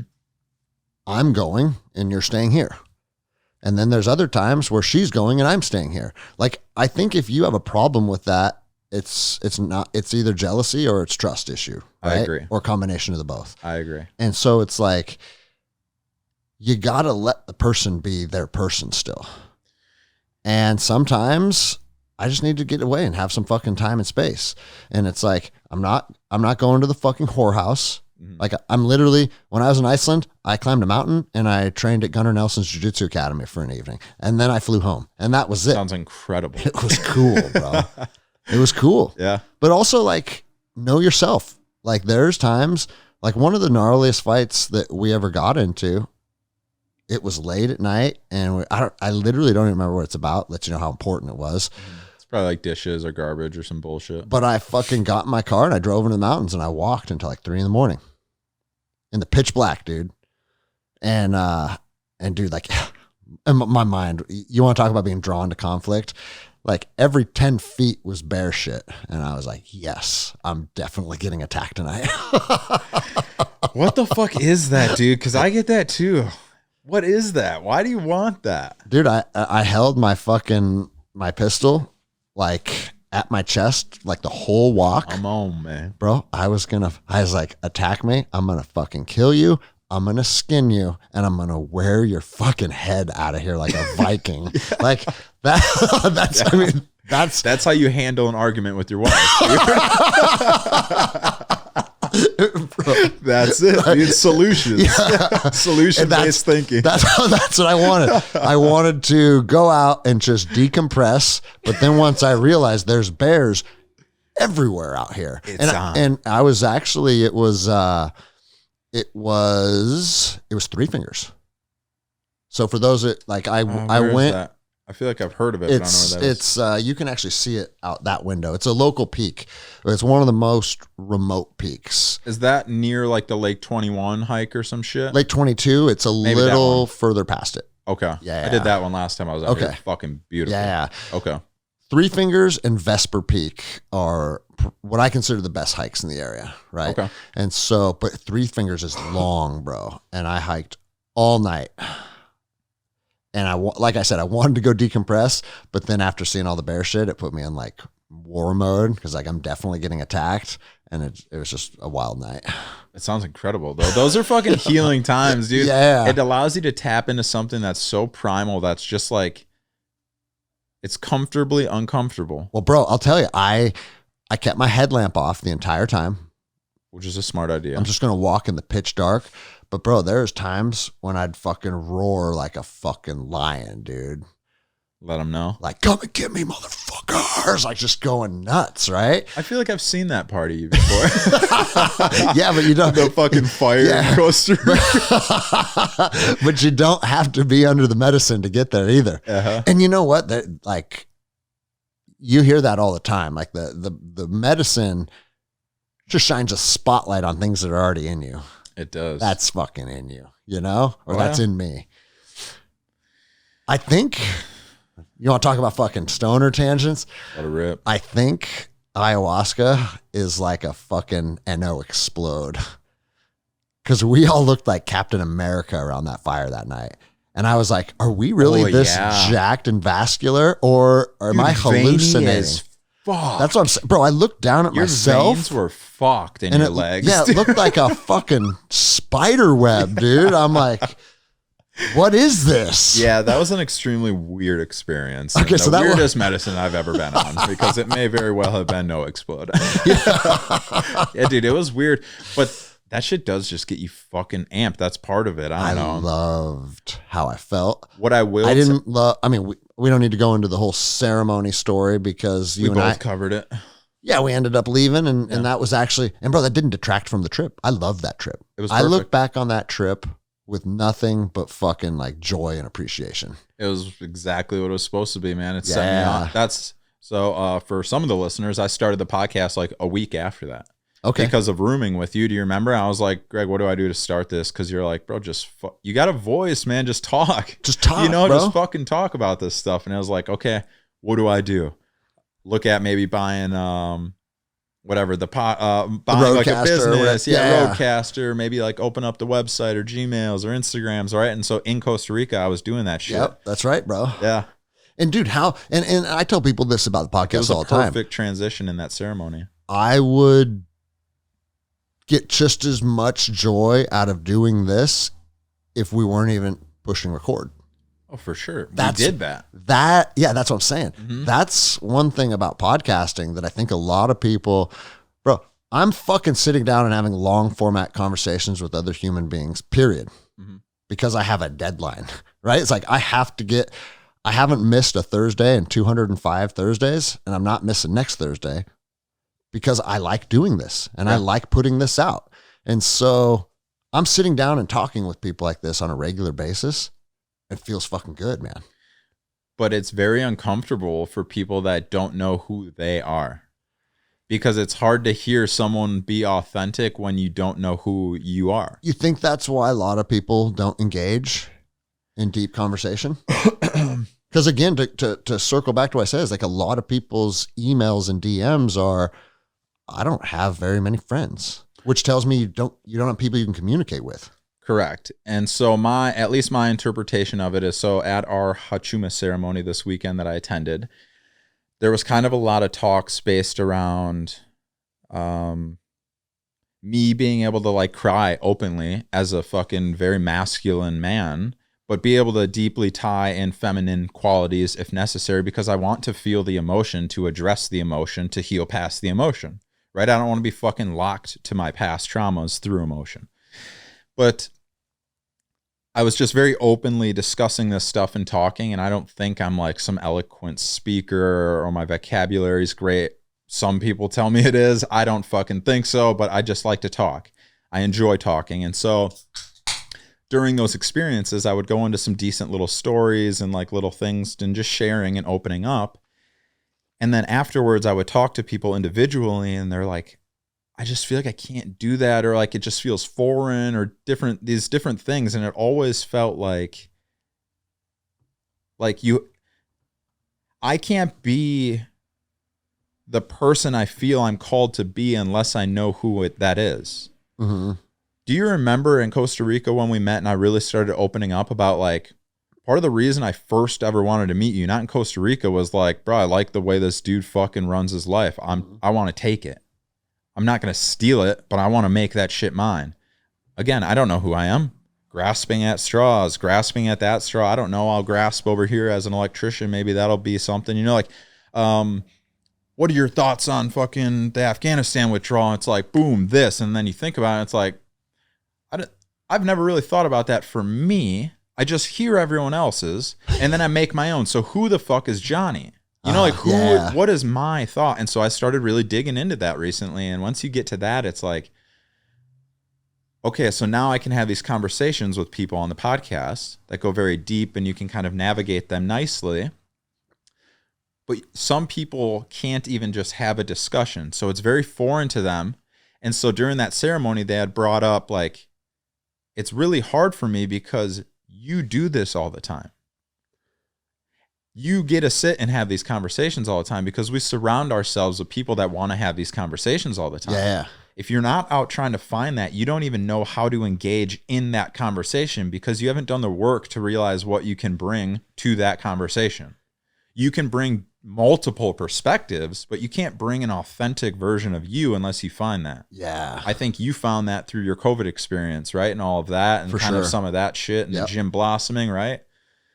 I found mine the last like 8 days. It's been a little longer than that. It's been like a year, the calling and all of this, but like I keep stepping into the more natural side of Johnny that's like, oh, like I know that that's my fucking brain or my heart or soul speaking. And then you're comfortable talking about it. 100%. Because you can't fucking hold it against me. It's me. What are you going to hold me against me for? Yep. Put it out there. Yeah, I don't give a fuck, dude. It's funny because the guy running for governor here. Bro, I loved those episodes. Isn't he great, bro? I've been very detached from, like I said, distractions a lot. But for some reason, I did want to listen to those. And it was like, I really, really like that. I told Amelia I might fucking make a post and say, hey, if you're not elected over there, make your way to Wisconsin or something, dude. Because he sounds incredible. He's great. I like that guy. I've sat across this table from him for 3 hours now or something, it's right? It's cool, man. Yeah, he sounds like a rad dude. And that's one thing. He's like, hey, like everything I've said and done has been me. I'm not hiding from anything, right? Yeah, owning all that and shit. And he goes like, he said something, I don't know if it was on air or off air, but he's like, hey, when I'm done with all this governor stuff, it'll be about the time you should be stepping up. And I was like, fuck, man. And I think about 205 episodes of content of shit that I've thrown out to the universe is going to be so outside of the realm of what politics can handle. Yeah. But guess what? I don't get that's me. It's reality. And everything I fucking said, I'm not ashamed of it, dude. That's it. I'm not saying my perspectives can't shift or I can't look back and be like, hey, dummy, that was a dumb thing to say, right? But I'd never hide from any of it. It's accountable to yourself. You're holding yourself accountable. Like it's out there. Now what? And that goes back to what I was talking about earlier, right? Acceptance of self right now. Yeah, I don't give a fuck what I said in the past. I know I said horrible shit. I know I did horrible shit. I know I hurt hundreds of people in the process. But there is a variation of reciprocity that I would like to fucking do. Yeah. You know, like I was told forever that people can't change, Johnny. You'll fucking never change. You'll always be a dirtbag piece of shit. You'll never ever change. And I believed it for a long time. Dude, I talk about man. that very often on the show. Why are people so apt to convince others? Pull them into shit. Yeah, but what the... I know we call it the crabs in the bucket mentality. And I know people talk about how, like, if people watch other people succeed, then that it puts a mirror in front of them and they have to ask themselves, like, why am I still down here, right? Like, I think it's that, but it's also still back to community. That's the mass population. More people, I think, fall into that category than fucking happy as hell to be here and alive. Yeah, but even if you're miserable, I don't know, if you see someone else succeeding, why do people want to stifle that? And a lot of people do, bro. I think that's actually something I took from two different stories. One was from you, I'm pretty sure, and one may have been from Andy Frisella or passed through you from Andy Frisella. I'm not sure, but it was about money, quote unquote, power, that it's abundant. Mm-hmm. I don't need to fucking crush your business or shit on you or poo-poo on you because you're doing something that's in competition to me. Why can't we both be successful in the same fucking field? There's no reason, or no one's making that rule that like we need to be enemies and hate each other or shit talk the other gyms around or whatever. You know, it's like, let's just have a community, because ultimately that should be the basis of why you opened up the fucking space. Yeah. And then the other one was, it's kind of a tangent, I suppose, but kind of same concept, but was when you had brought up like VA disability. Mm-hmm. I was the guy that was like, I don't deserve shit. Sure, I'm a little fucked up from different things from it, but like I didn't see combat. I'm fucking fine, you know, I'm doing good. And it's like, no, you're not taking from anyone by saying that you're a little fucked up. Yeah. You're taking what's yours. You're not taking some of the guy with the double or triple or quadruple amputees Yeah, you get money. less now. Yeah, that's right. Yeah, you get paid less because Johnny thinks he's got PTSD. Yeah, that's right. You know, it's like, no, fuck that, dude. And that goes kind of for everything. Yeah. And so that, again, goes back to your true and authentic self. As kind of lame as that sounds, I don't love saying that, but that's genuinely what it is. Yeah. It's feeling out your intuitive sense, your soul self, and putting that out there and just kind of owning that. And bro, that energy can be applicable to an individual, or it can be applicable to like a business model. You know what I mean? It's like, you don't look at other people or other businesses or other entities that are finding success and be angry about their success, because that's not going to build your business up. Vortex, bro, this is a great example, because Vortex is, they're top of the line out of Wisconsin. Yeah, that's right. First month. They offer, however the fuck you say that. First and foremost. There it is. They first and foremost.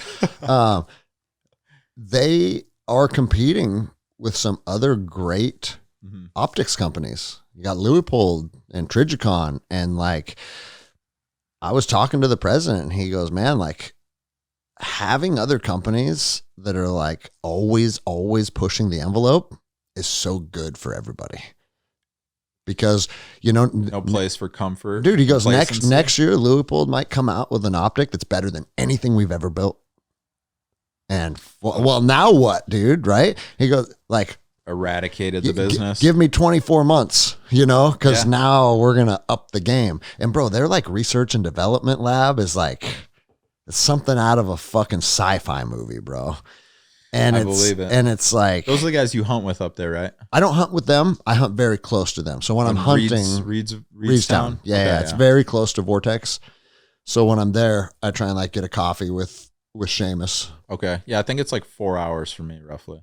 But like, he's not mad that he has stiff competition that beats him sometimes. He's like, because now I'm going to beat you next year.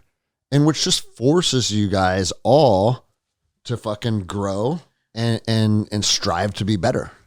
It should, or it could be, well, let's start finding what's wrong with their fucking products and shit talking them, which is pathetic. Bro, and there's happens far too often. Element, one of the show's sponsors, there is an ad going around Instagram right now.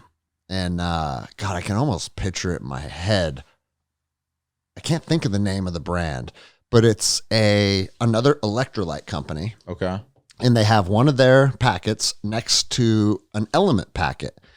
And the whole post is about how awesome we are and how shit Element is. And I was like, oh my God, dude. Can you imagine? First of all, Element jumped onto the rehydration fucking train and geared its products towards athletes, and it fucking took the industry by storm. I love that shit. So there's nothing to talk shit about because a lot of athletes like it and the company's doing very, very well. So why would you want to attack them, right? Yeah. And they did. And it's just like, man, how can you start a company and right out of the gates, what you want to do is try and be like, look, I'm going to talk about how awesome we are by showing you how shitty these people are. Dude, I get the opportunity. It looks terrible. I get the opportunity to do that almost every day.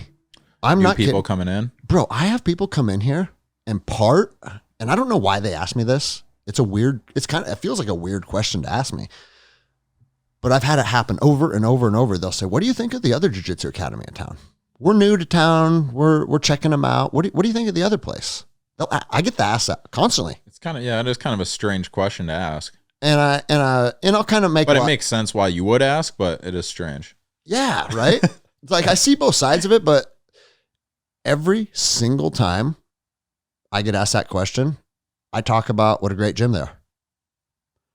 And I say, hey, I have some friends at that gym. They're a good gym, but their culture and their vibe is very different than ours. The team is a very different group of people. So go check them out. And if that's a better fit for you, cool.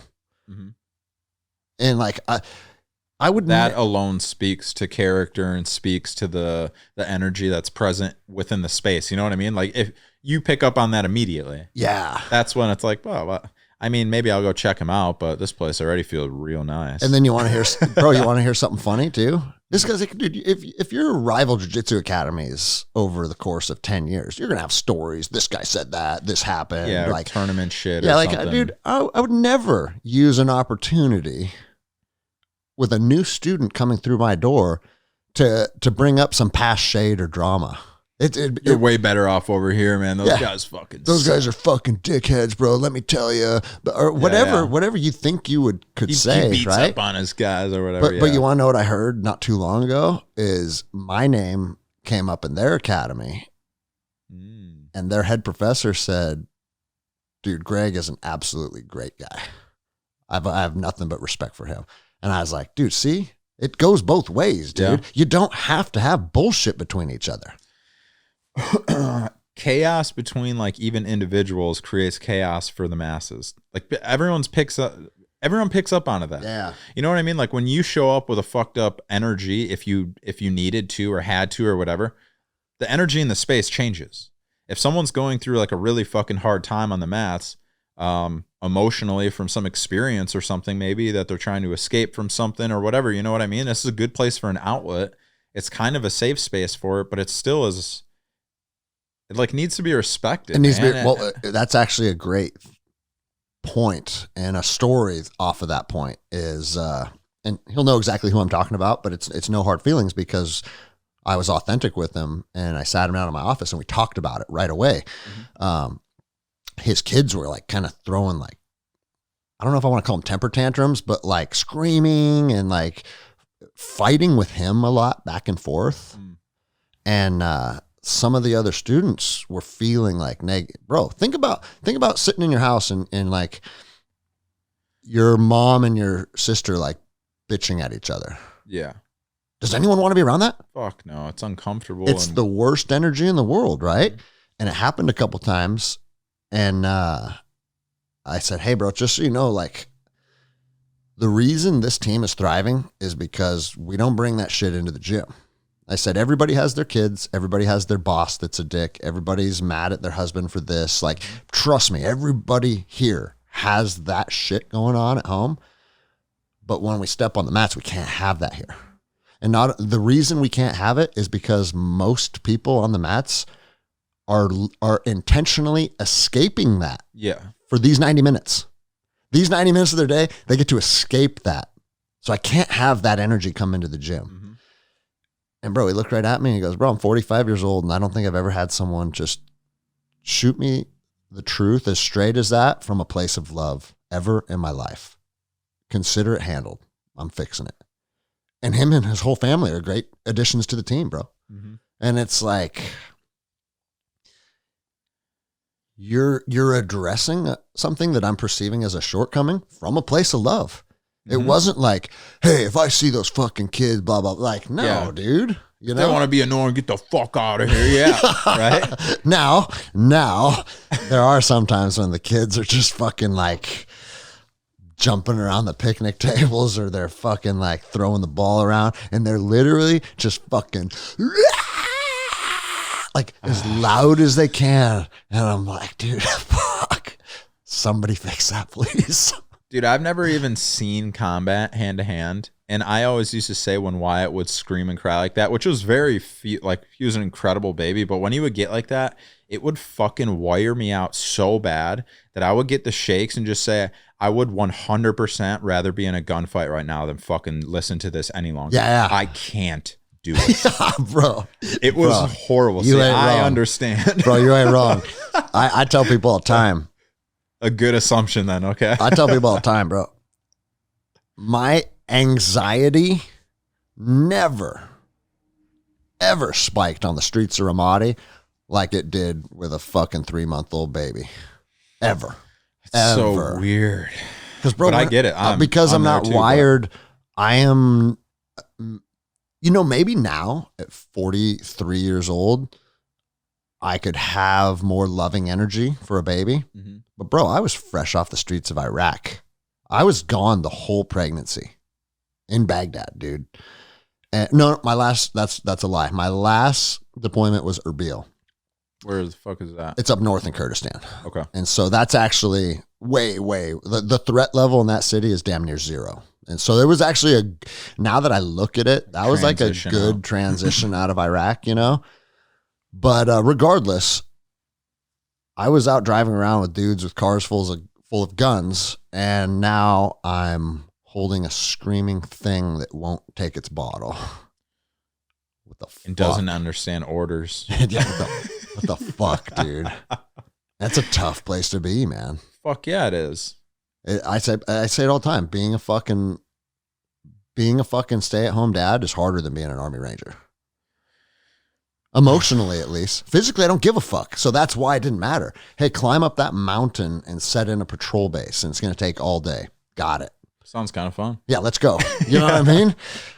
Fuck, dude. I'd rather do that right now than fucking carry around a screaming child. So there is something that changes dramatically during this like healing growth path that I have been on for like almost exactly 2 years, I think, right now, like at a pretty fucking aggressive level, I suppose. But bro, I love connecting with kids more than I ever have in my entire life right now, and animals, because there is something in the eyes. Yeah. To where like Tyler's dog Maverick wants to go fucking ape shit and he's a puppy who wants to go crazy. It's like, I don't know, fucking 200 pounds almost or something like that. And it's like you can feel the energy exchange between me and him when I'm trying to get him to like, hey, I feel you. I understand. It's okay. Like, please don't jump on me. You can do the same shit with a kid. I've had that experience. I've talked about it on my podcast before where it's like, it's a variation of communication, but we don't need to talk. Yeah. You can just see it. And that's what happens in these conversations. And that's what happens when people lock eyes and communicate with one another. Yeah. But everyone wants to do this shit now. They want to shed their eyes or put something in the in between yourself, right? To block the ether connection, it feels like. No, it's fucking bizarre, dude. I was thinking, on one hand, as we grow, I feel like we're more perceptive to kids, Mm-hmm. But I when I say like I'm teaching jiu-jitsu and I hear someone screaming, it's just like fucking, I can just feel this energy like, fuck, dude, you know? But I'm not mad at the kids. Kids are going to be kids, right? Parents. Fix that shit, dude. Yeah. You know what I mean? And you know how I know that I've kind of outgrown just being fucking triggered by a screaming child is, dude, I'm the best person to sit next to on an airplane with a screaming child. You're just chilling. Bro. Headphones? What do you got? I almost take joy in it, knowing I'm not the fucking dude that has to deal with it this time. You know what I'm saying? Yeah, like, I remember those days. Yeah. And so you're the one with anxiety with the shut the fuck yeah, up. right? So, the fact that I'm not that person, I'm like, and I'll literally like have banter with the parents about that. Because small change of perspective. Because I'm the one that they're worried about. Yeah. Like, dude, He's gonna get pissed my off last flight home, this guy next to me was holding probably like a 1.5-year-old, you know? Mm-hmm. And he'd like throw his toy and it'd go in my lap. Or he'd like start kicking his feet and it'd hit my knee or something, right? I'm sorry. I said, bro, chill with the sorries, dude. It's a baby. I've had a bunch of them and everything you're dealing with, I've dealt with. Yeah. You know, because I want to put him at ease. Yeah. You know what I'm saying, dude? Yeah. That's such an uncomfortable place to be in. That's what I'm saying, man. God. And so like now it's come full circle to where I used to be that person that was like fucking triggered by screaming children to having my own, working through that process. And now I'm old enough to where, dude, if you have a baby, we're probably like, I mean, I'll be a fucking grandparent's phase here before too long. Yeah. You know what I mean? My oldest is 15. So from a parental standpoint, it may not be far off. I'm like a village elder to these fucking, like this couple that had the baby next to me the other week. I bet they were 20. They might have been 30, but they look like fuck. You know, the older you get, the younger the next generation looks. I've already felt that like, bro, a lot. Like, I see people driving around. I see people driving around that I'm like, they look 12. Yeah. There's no way that kid can be driving a car. But that's just because I'm getting further away from 16. So 16 starts to feel younger and younger and younger. It just feels like the perspective is like the same gap. So anyone that's lower than me, like my brain stays in like I'm like a sophomore, like about to leave to the military, or I'm in the military almost. And so anyone lower than that's a high school kid. Yep. You know, so anyone that's like, oh, you look remotely younger than me. It's like you're at, I don't know, 16, 17 years old. It's like, fuck no, I'm 30. Like I jumped up too, you know, just the same with the little perspective shift. Do you want to take a bathroom break and then we'll kind of wrap it up? Let's do it. Start getting there. Yep. All right, so we have burned through 2.5 hours of pure stoner wisdom. Mm-hmm. I like episodes like that, bro. It's nice, dude, because like we were talking about right afterwards, it's like it was just kind of the right level. Mm-hmm. Like for me, at least, it's not like, I mean, there's nothing wrong with stoner, right? But quote unquote, it wasn't like a stoner thing. It's like I feel like I have kind of rekindled this relationship with marijuana that I've kind of been seeking for a while, as well as tobacco. Like, right, we just made an offering to finish outside and stuff. And so kind of working with the medicine to like, not necessarily guide, but allow me to like tap in just a little bit more to this essence of like really feeling kind of the energy of the conversation or the space, or like, you know what, what's really passionate to Greg was like, I'm curious. I don't know, you know, it's just like allowing a medicine ultimately to kind of start to come through and see what surfaces, you know. And so the stoner shit's really cool because a lot of different like emotional type of stuff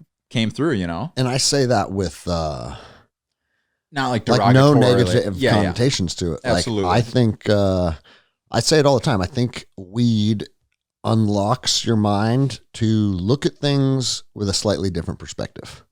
Mm-hmm. And man, that's a good thing.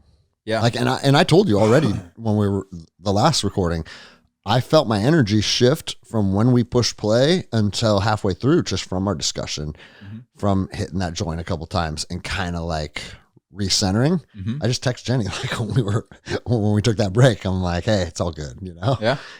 But it wasn't all good. And that's and but dude, the only one that dictates that decision of what's good or isn't good, quote unquote, right, is you. Yeah, of course. I've actually been thinking about like drugs, right? Because everybody's always one thing that there's like a movement of influencers that are like fucking clean and sober, right? And that's if you use any type of drug for any reason, it's nothing but an escape and it's a weakness and it's like you're sinning. Yeah, or there's that camp too that you're sinning, right? But it's like, and so I think about it back and forth because do I ever want to be dependent on marijuana to be able to have like the ability to think more freely? Or something that I say often is it really helps me sleep.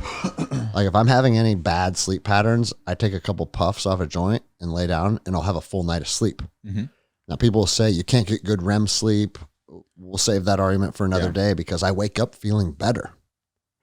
And so at what point do you say, hey, like I'm not trying to defend my habits or be like an addict that's like, no, listen, hear me out. Like, I don't have a dog in the fight necessarily. Like if some people think we're drug addicts because we like to partake, then that's their prerogative, right? But I'm just trying to give myself full authenticity and trying to look at myself in the mirror and be like, are you ever dependent on this? And if you are, is it a problem? Because if everything is functioning in my day, my business is thriving, my relationships are thriving, and I'm not saying that's where I'm at. I'm saying like, if as I do an assessment of myself, I'm very happy with my health, my relationships, my business, why is that something that should be attributed as a weakness? Maybe it shouldn't be.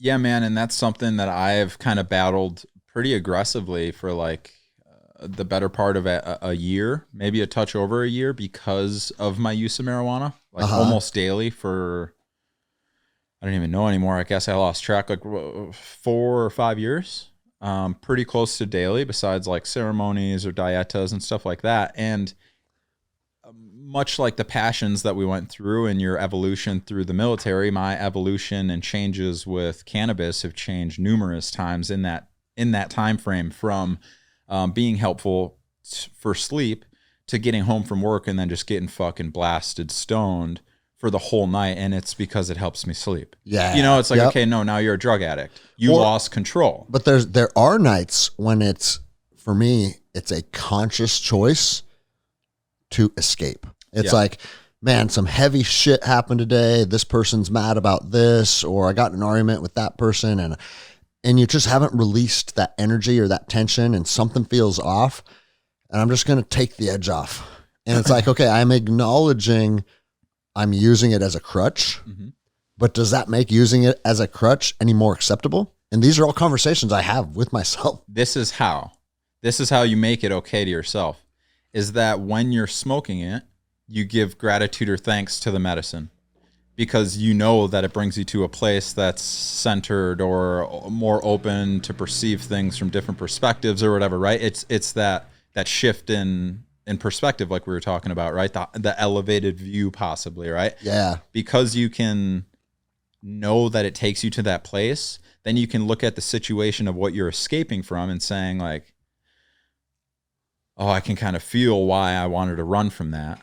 Yes. And understand it. Yes. Right? It's like everything else. It's like jujitsu. It's like everything. It's a tool when you learn how to fucking use the tool. If I hand you a shovel and you don't know how to dig a hole, then what is it? Yeah. You know, it's everything but a fucking shovel until you kind of learn that like, this is a tool. A hammer is meant for this. A drill is meant for this, right? It's another tool, just like shooting is, just like jujitsu is. They're all these capabilities. That's just another capability. It's learning your capability within your own mindset. Yeah. Fuck, dude. And I wanted to share something before. There is, so that like kind of argument with myself about marijuana use from being like, am I an addict or what is this? You know, because I do use it for benefit. It's not to always get stoned. Sometimes it is to get stoned, but it's also for benefit of being stoned. It's like, I want to be on a hike, but I want to be just really fucking high and surrounded by this energy. One thing that you said, I look at it from a different perspective, and it helps me like come to a conclusion or whatever that you may not have came to without the use of cannabis, right? Yeah. I want to get your perspective on this, is because one thing that I find is when I am using cannabis, I don't feel like I'm blasted into outer space. I feel like that person that I'm talking with is just digging a little deeper into yourself. Mm-hmm. But when you come back down to your normal state, all those thoughts and those emotions are very accessible. Yeah. Like you can think. It's a conscious medicine. Yeah, it's a conscious medicine where these, like everything that we've talked about is going to be logged just like a regular conversation would be, right? Mm-hmm. When you're blasted on like mushrooms or ayahuasca, it's almost like the experience is only happening now, because when you come out of that, it's so different. Your brain can almost struggle remembering it, like remembering a dream. Yeah, it puts you in an altered state of consciousness, right? That's why. It's because it's like, and we've talked about that a lot the last couple of weeks with me doing like a heart medicine ceremony, and then I did a ceremony with peyote and hachuma, which is San Pedro, and working with all of these medicines that are highly conscious medicines, right? It's very different application of medicine or usage. Like so I talk all the time on my platform about the integration process and how fucking important that is, right? Like you've let it play out in your own life. It's a very like crucial aspect of the journey. When you leave a ceremony like ayahuasca or some like high level DMT experience where you may have like these outer bodies, you may like see aliens, right? You see some, and I haven't had any of those experiences, but I'm well aware that they can happen. Yeah, same. It's very hard for you to fucking integrate something like that, or integrate a lesson that is so kind of manipulated that it's hard to even really intake what the message is.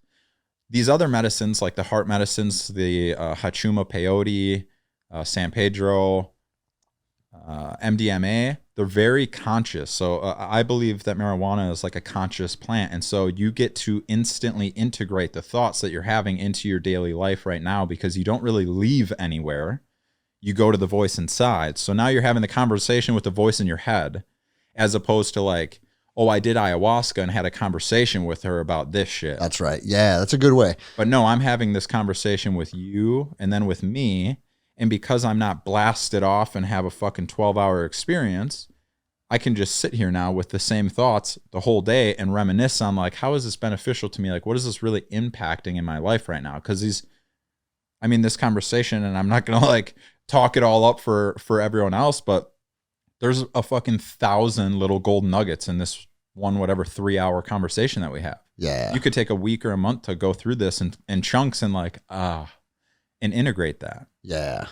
Right. It's a very beautiful piece of it, but that's what I think marijuana does. And then it gives me that like connection to spirit, right? It allows you to like, just kind of rest and reset and breathe back into your body a little bit. It just feels right.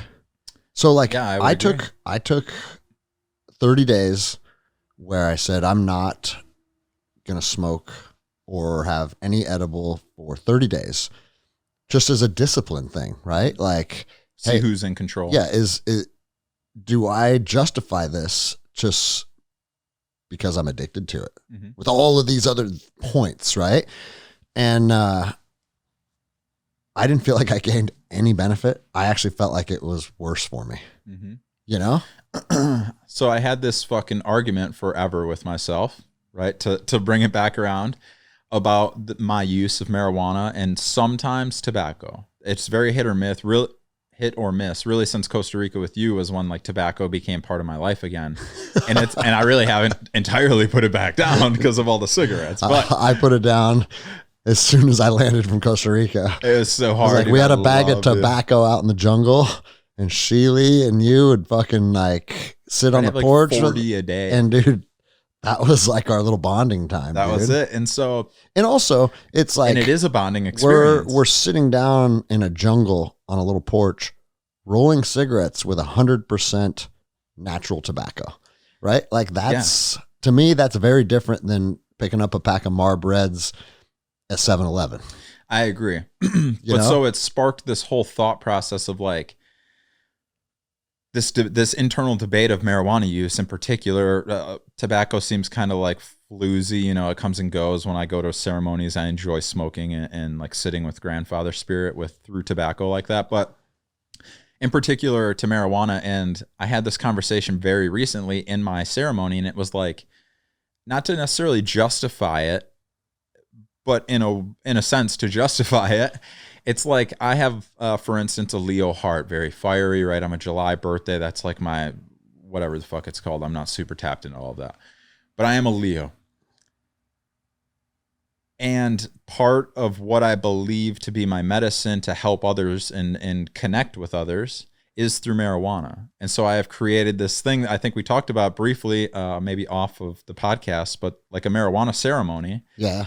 Because of that, right? So instead of me using it and then beating myself up over using it and like, you are fucking addicted, you know, you dirtbag, right? Like it's controlling you. You can, again, shift the perspective to, I'm not ready to give it up because I'm not. I don't want to. I fucking love it. I use it purposely. Yeah. Sometimes I let it get out of control, but it's very intentionally let out of control. You know, like when I'm like, I got shit to do. The UFC fights are on. Let's get baked. It's fun. You know, I'm still in control of that situation, but there's no like, I want to, the argument to that is people would say heroin addicts tell themselves the same thing. And that I was thinking about before I want to introduce this, because I think it's safe to say that there are fucking understandings on what is acceptable and not acceptable. 100%, dude. Like, at least in my reality and world, there is. We're literally raising families, paying taxes. Yeah. Enriching our community, training healthy human beings. Like, if you're rotting, not showing up to work, fucking stoned. If you're rotting in a tent on fucking Pike Place, like, it's different. Yeah, we're in different places. Yeah, you know? And so, yeah, but the reason that I say that is because that is one of the reasons why I have those conversations with myself, is because I believe the key to never being that guy under the bridge is discipline. You know, like Jocko coined discipline equals freedom. And it's a pretty fucking good statement, right? I mean, it's discipline, or it could be a mindset, right? Because if your fucking drug is marijuana and jujitsu, that's what I'm saying, right? And theirs is there. Like, I don't really show that much sympathy to a drug addict. Actually, I come from a place of it's kind of part of their path now, unfortunately. Yeah. Like I do believe everyone signs a contract coming into this, and I think you can totally fuck it up, but you do sign a contract coming in, and I think everyone's journey is part of their journey. And so my perspective on a lot of that stuff has shifted from like, let's fucking just kill all the homeless people, dude, and get rid of them, you know, yeah, to, man, he's living his life. I very, very well could have been that same fucking dude in another like year or two if I didn't find plant medicine. And you know what? Maybe he'll find it in a few years, or maybe something else. Maybe he'll fucking die out here too in a week. I don't know, but it doesn't necessarily affect my journey. This is what I'll say is like, because there's plenty of episodes where I'm talking about wanting to beat a fucking meth addict's head in with a fucking hammer, right? This episode, yeah. Oh, this episode. Yeah, that's right. Well, because bro, I mean, you see my boat, dude. Yeah. Like, and people aren't wrong. Yeah, like, stuff. Dude, if you're going to think like my hard work is now yours, well, that has nothing to do with your drugs. Correct. I don't see potheads doing that, you know. But I'm saying you could be stone cold sober, and if you're gonna fuck, the reason I attribute meth to that is because it just so happens to be every single time they're doing that kind of thing because they're trying to support their habit, right? And so it's like, if that's where you're at in life, I am in conflict with you, and I will seek and engage in conflict with you if that's the behavior you're engaging me with. When it impacts you. When it impacts me. Of course, yes. But I also have a couple students who I'm not going to obviously say by name because I'll talk to you about it off air a little bit, but have overcome that level of addiction. And now they're training jiu-jitsu with us. And and they're fucking rad human beings. And so like, That's what I'm saying. So It's the I don't journey, look man. at guys on the street and just think I want to kill them all. But I do think we could do a whole episode on this because like, You've had some pretty serious encounters and situations with this and yeah, stuff. I think, I don't think we're doing the right thing as a society to address the problem. So when the problem grows into the monster that's grown into, society is fed up with it because now we're all victims of their choice, right? Yeah. And therein lies the problem. But if you want to do heroin in your basement every single night because you're a heroin addict and you just say, Greg, I love the way heroin makes me feel. Well, bro, it's bad for you. Yeah, I know. I'm probably going to die one day. Well, bro, what about fentanyl? Yeah, bro, I'm willing to play Russian roulette because that's how much I like this and that's my choice. Like, I can't argue with you. You can't help anyone that's not ready for help, man. And that's kind of, I guess, the moral of this story, right? Is that after all these arguments and debates with myself for so many years over the use, it's like I was creating my own worst enemy by trying to like dissect this thing on why I should quit and because of why I should quit, but really loving it and having a passion for the use of it, that I would then try and quit, make it a couple days. And it's like, I want to change it, man. You know, like I enjoy the use of it. It helps me connect to nature. It helps me in certain ways. So shift the perspective to it being of benefit rather than it being something that is taking away or making me lesser than, because then I just create this own space within my head that's like, oh, there you go again. You are addicted, you fucking dummy. You are. And it's like, no. It doesn't have to be a bad addiction. It can be a beneficial connection that I'm really tied to that doesn't have to be you're a fucking stoner and you're this and that. Because if you meet me, I think I'm pretty far from a stoner, but I'll smoke with the highest levels. You know, if you would like, we could do that as well. But it's like, there's a healthy relationship again. I'm curious to know, because it seems like indigenous cultures have the best relationship with the planet. You know what I'm saying? Yeah, I would agree. And they partake in all this plant medicine stuff. Yes. I'm curious if we went down the line of different medicines, what type of frequency they're being used by indigenous people. Is there a product or a substance that is used daily by indigenous people? I mean, I don't know. I have no idea. Tobacco. That's a daily thing? Okay. Because I'm just curious, like, they have probably over hundreds of thousands of years developed the ideal relationship with these things. Yeah. And that's why, like, again, like their use of things is very often like based in spirituality and like it's taken very serious and it's respected and it's revered as opposed to the Western culture approach to drugs.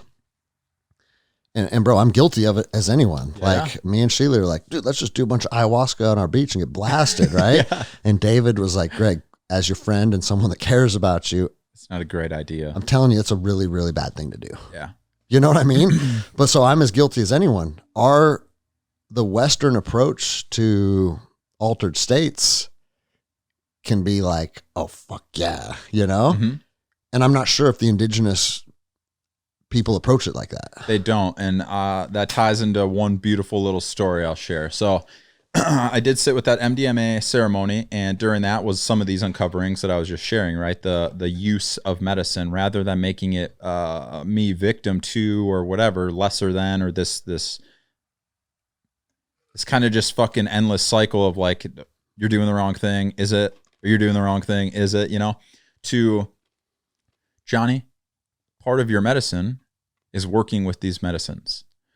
You are always going to smoke unless you feel called not to.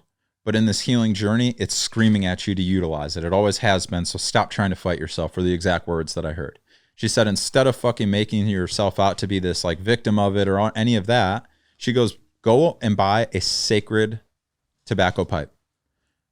Go and buy a sacred marijuana pipe and make use of it. Set intention behind it. She goes, cigarettes are bad, but it is proven, much like water and many other things with grounding and such, right, that you can put intention behind it and the effects of it become lesser because you inside of your body are alchemicalizing it in real 3D realm to be beneficial. And so to expand on this, she shared that. Then I went to my Hachumas ceremony. I didn't smoke through that What period. is say it again? Hachuma? Hachuma. That's how I pronounce it. It may be Wachuma, but that is the cactus San Pedro. Okay. So it's a mescaline experience. We were also blessed with mixing it with peyote, which is just another variation, but the same type of experience. Just like a different perspective of the same experience. And so I was feeling really called to smoke, and I was told not to, which I need to respect in the space. And so I got to this point where it's like, okay, I'm just not smoking for this whole experience, right? I'm okay with that. I guess I don't need it. You know, There was a call there, but I don't know what it was. And she said no, she didn't feel the call for me. And so I have to respect that. Moments later, her partner, her beloved, her spouse, Grant, came over, and we shared an experience where he said, as a Marine Corps veteran and someone in this healing space, would you like to send a prayer and set some intention with me as we share a sacred bowl of tobacco together? And it was like, this is the lesson, that after my experience with that female healer earlier in the week, I had this realization when I smoked one cigarette I did. And it was, tobacco was always to be used with intention and of prayer. And that marijuana is always to be of a connection to spirit. And so then the next time I smoked was with him in the most deep level of spiritual and prayerful fashion. We said thanks to all of our traumas and experiences, and the girls that we have hurt, and the girls that were there by our sides, and everything. It was like an hour-long experience where it set a whole entire new trajectory for my relationship with tobacco, as you just seen outside. Yeah. I lit it, I hold it up, I say thank you to grandfather. When we put it out, we leave some of the left over at the end, and you put an offering back to the earth. You say thank you for the lessons, thank you for that conversation outside, thank you for the bond, as opposed to ripping your dart, flicking it in the woods and walking away, because that's the program that you have written. It's just shifting the program to something of intention and something of gratitude and appreciation to a spirit that is letting you kind of alter your own. Yeah. Same thing with marijuana. And so to finish out that story, at the end of the experience, they shared, we have some donation giveaway boxes. Just take whatever you feel called to. It's old, like, things that we have used in medicine ceremonies, and we're willing to just kind of part ways with officially and pass it on. And I had walked over to one of the facilitators who had stuff in there, who I felt connected to, and was like, is there anything in that box that you feel that you would like to gift me? Because I am not someone that feels comfortable to go up and just grab. And he's like, you know what? I think there is, but let me go verify. And he got pulled off to a conversation, and she brought the boxes in. So people fucking swarmed the free boxes. So I had this debate of like, do I raffle through and see what it is? Or do I just, whatever is remaining and whatever he eventually picks and is left is supposed to be what it is? So I just peek in there really, really quickly, and I see the end of an antler sticking out of like a bag that's like for a Native American traditional type of flute. And I'm like, okay, that's fucking cool. I love antlers. Let's see what this is. Yeah. Maybe it's some wand or some shit, right? Like, it would be cool. And so I pick it up, and it feels very special right away. I'm like, ooh. And so I very slowly start to pull the like sheath back, like a fucking circumcision. You know what I mean? And I'm pulling the head of the antler out, and it gets caught up on something. So I like kind of pop it over the edge and pull it out, and it's a bowl. Uh-huh. And so I release the rest of it out of the sheath, if you will, and it's this fucking incredibly powerful looking traditional sacred pipe that he is willing to kind of get rid of at this part. After we had shared this experience, after I just sat with medicine and said that I need to find this sacred peace pipe, and all of these things. And so I walked over and I held it and I said, is this it? And he just started laughing, and he's like, come with me. And so we went outside and we did a sacred passing of the torch over, the sacred passing of this. He gave me the lineage, the history of it, how it was made, how to utilize it, when to utilize it, with who to utilize it. All of these different intricacies and details of that Native American culture that he has learned and studied under. And so it comes from that place. It comes from a place of appreciation and gratitude and respect for prayers and for intention. It is a saying, thank you for allowing me to utilize the smoke through grandfather spirit to bring in my intention, bring in my prayers, mix it all up and blow it out. Those are my prayers. Those are my wishes. I hope that my beloved travels safely today back to Wisconsin. You know, all of these things. Yeah. That's what I'm doing when we're smoking out there. And then to solidify it, you give some of it back. Thank you, grandfather, for the memories and for the experience. So you set and create the Native American culture through use, even though it's a cigarette, it's still pure tobacco. Yeah. And it's the intention that it counts, and and what really makes it matter. Bro, I kind of think that's the theme of the episode. You know what I'm saying? Yeah. Is it's like live life intentionally. Every aspect be present, and your actions need to be intentional. And it's so hard, bro. Yeah. Let me put a caveat. It's almost impossible. That's what I'm saying. When I say that, and I tell people all the time, I'm not your fucking guru. Like whatever lesson or whatever journey that people are on to try and ascend or become better, become fitter, more healthy, more intelligent, entrepreneurs, on and on and on and on, all this shit. I'm on the journey too. Mm-hmm. And so like, I always like to give perspective as someone that's on the journey, as opposed to like coming at people like a Tony Robbins, like this is how you get here. You know what I mean? Cause I'm very comfortable sharing my wins, because like, it's just a fact of what has occurred, right? Like, hey, there are things that I'm good at and I can help you out on certain aspects, but a lot of aspects too, I'm just fucking figuring it out as I go. And so it's like at 43 years old, being purposeful or being present and having all your actions come from intention, that sounds like it's a pretty good place to land. Yeah. But trying to get there, let's fucking see how it goes. And possibly challenging, but that's when you can start to go into the intricacies of the journey and like the details of like, dude, it's gonna beat the fuck out of you in the process. Don't get it twisted. You've been experiencing pieces of it, right? And shit, like it comes back. It hurt. This path is not easy or fun, really. It's fucking hard. But if you're willing to fight for it and get it there, then that's kind of the key, right? And staying present and living life with intention. Living life like a ceremony, you know? Bro. And so I'm going to just take a minute to talk about a new endeavor that I'm kind of opening up to just very recently. The last couple episodes I've spoken about it, but I am taking on clients as a life and spirituality coach and facilitator. I do feel that I can connect with individuals on a communication basis, much like we just did, but in a little more intimate setting personally, and kind of dig into people's traumas or situations. And I do have an emphasis for rage, people that are aggressive, highly aggressive, rage, anger, because that is something that I had lived at the absolute highest level, honestly, at the absolute highest level my entire life. And so that does give me this unique ability to be able to connect with those types of individuals. And where are you at again, in Wisconsin? I'm like in Waukesha, Wisconsin, so like right in between Madison and Milwaukee. Okay. And so I can do that in person or over Zoom or phone calls.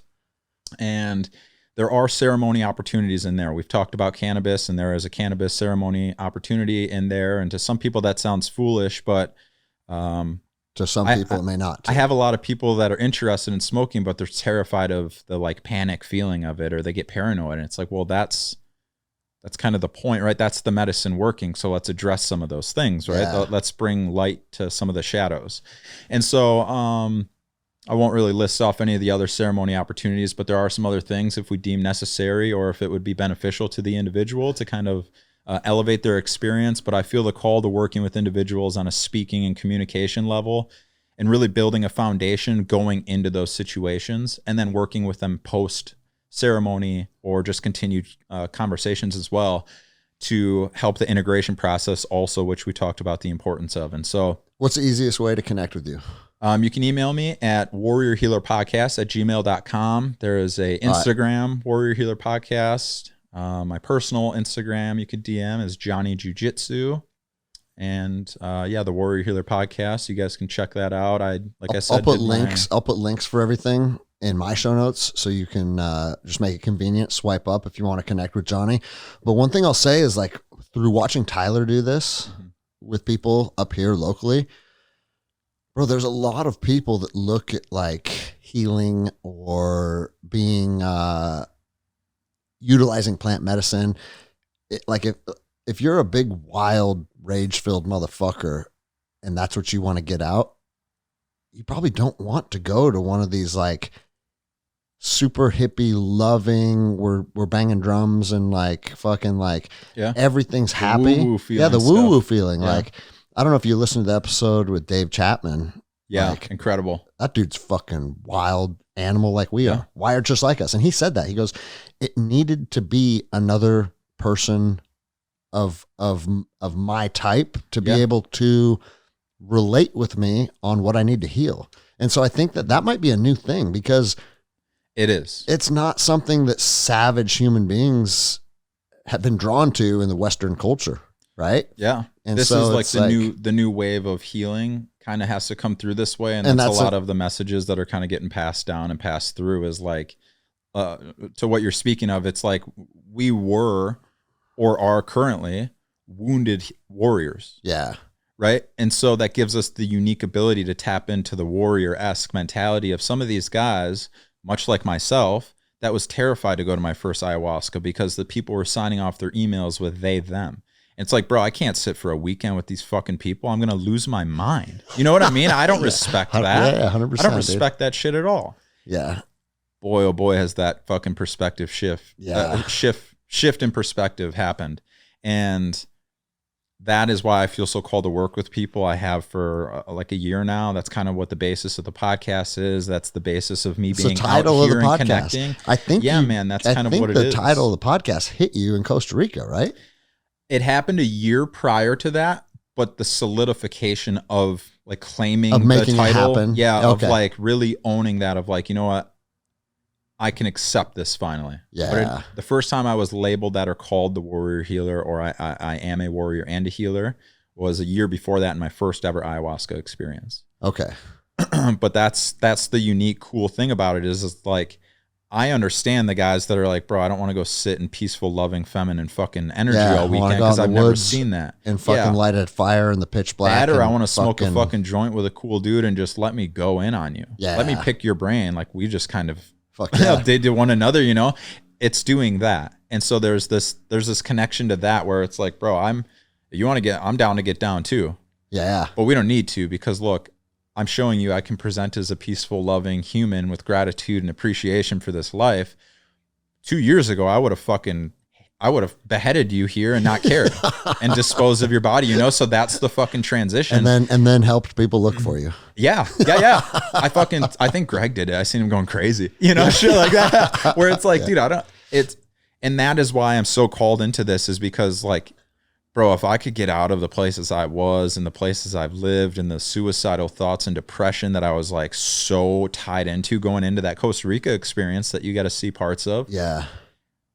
Bro, I think so many more people are living that than other people realize, because there's the lack of the communication. People don't feel called to share that stuff, and so they have to bear that burden by themselves, much like I did. But I spent 2 years not worrying about fucking learning superpowers to help connect, not about how to hold space and facilitate. I strictly went with the understanding of I want to address my anger and rage and build that relationship, because it's the only thing I can't fucking figure out. Yeah. And so it puts me in this place of kind of like you're talking about, these people are kind of, I see people, I'm like reading articles on Reiki and how to do energy work and holding space, and like, oh, I can do cannabis ceremonies, and like never really working with it and shit. And it's like, no, you're an advocate for the right thing, but you're not doing it the right way. I spent all of it on healing. I didn't spend it on growth. I didn't spend it on others or like an outward projection of like, I'm this fucking mystical creature. I want to feel that way in my own head. But now that I've kind of gotten to that point, it's like, I can definitely help people that are ready to learn and remember those ways, get to those ways, because I've done it myself. Yeah. Over a fuck ton of work of 2 years. And like I made note to earlier, it's the hardest shit I've ever done. It's put me in the hardest places I've ever been, the deepest, darkest holes I've ever seen.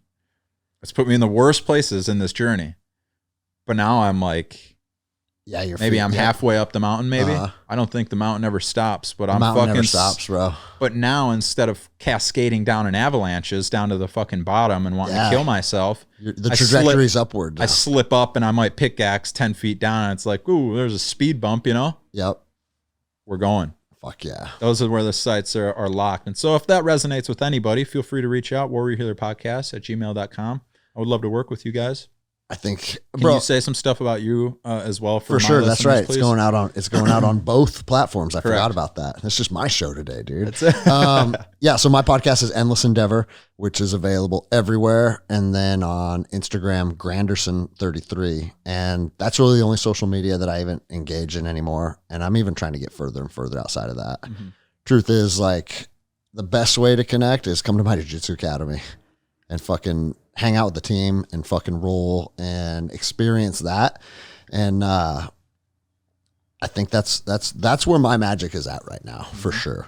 You know, I'm going to continue doing this. Obviously, like the social media stuff, the podcast stuff, it does have, again, it gives a lot of opportunity and it gives a lot of connections that I'm always grateful for. But it can also be easy to get wrapped up into constantly posting memes about fucking Biden falling downstairs and shit. And it's like, dude, that's not my life, dude. It's just, it's easy to get sucked into this fucking constant state of anxiety through all that shit. And I'm being intentional of trying to move away from that. And bro, I still do episodes where I just rant about what's going on because I see so many fucking shortcomings in our country and our men and all that stuff, right? That's still present. But again, it comes down to like, I'm going to give this much time to this and it's going to be intentional. You know what I'm saying? And so, yeah, I've been doing the podcast for 3 years now and it's doing great. And it's fun, you know, and I'm definitely going to continue up until I reach the point where I just disappear. Yeah. Because that day's still coming, I think. I buy a sailboat and poof. You've been talking about that for a while, man. It'll happen. It'll happen. And some people hear that and think like, oh, it's like this need for a great escape or something. Maybe it is. Or a great adventure. But I just think I need a great adventure. Yeah. I've lived some very, very wild adventures. And as much as I love jiu-jitsu and raising they're building the kids up in the kids program, which you're going to see tonight. It's like, last time I seen him, I was freaking out. You remember? I was like, you're doing Berimbolo rolls, the fucking those sweeps and shit. Like, I don't even do that shit. Bro. It's incredible to watch. It's been one of the coolest parts of my journey, but there's still some wild shit ahead that I need to do too. I want to be fucking out on an open sea with 20-foot swells thinking, what the fuck, dude? You may die. Yeah, I mean, I need that. Get a little bit of that still left in you. Well, fuck, bro. We could talk for hours as we have. We're coming up on, it's over 3 hours now, so we got to wrap this up. But I thank you for coming out. And this is just part of life now. When we're together, let's get an episode out and share our thoughts because, again, this allowed us to sit down and connect. And this is something that we don't get to do very often. Yeah, man. And it's been fucking great. So thank you, man. Absolutely. And thank you so much for having me on. I appreciate it. And I appreciate our friendship and how it's grown, man. It's been pretty fucking wild. It is. It's been wild. And you've been through, the hardest parts of it and now kind of seeing some of the cool, those tops that we were talking about, right? So, yeah, thanks for riding through it, brother. I appreciate you.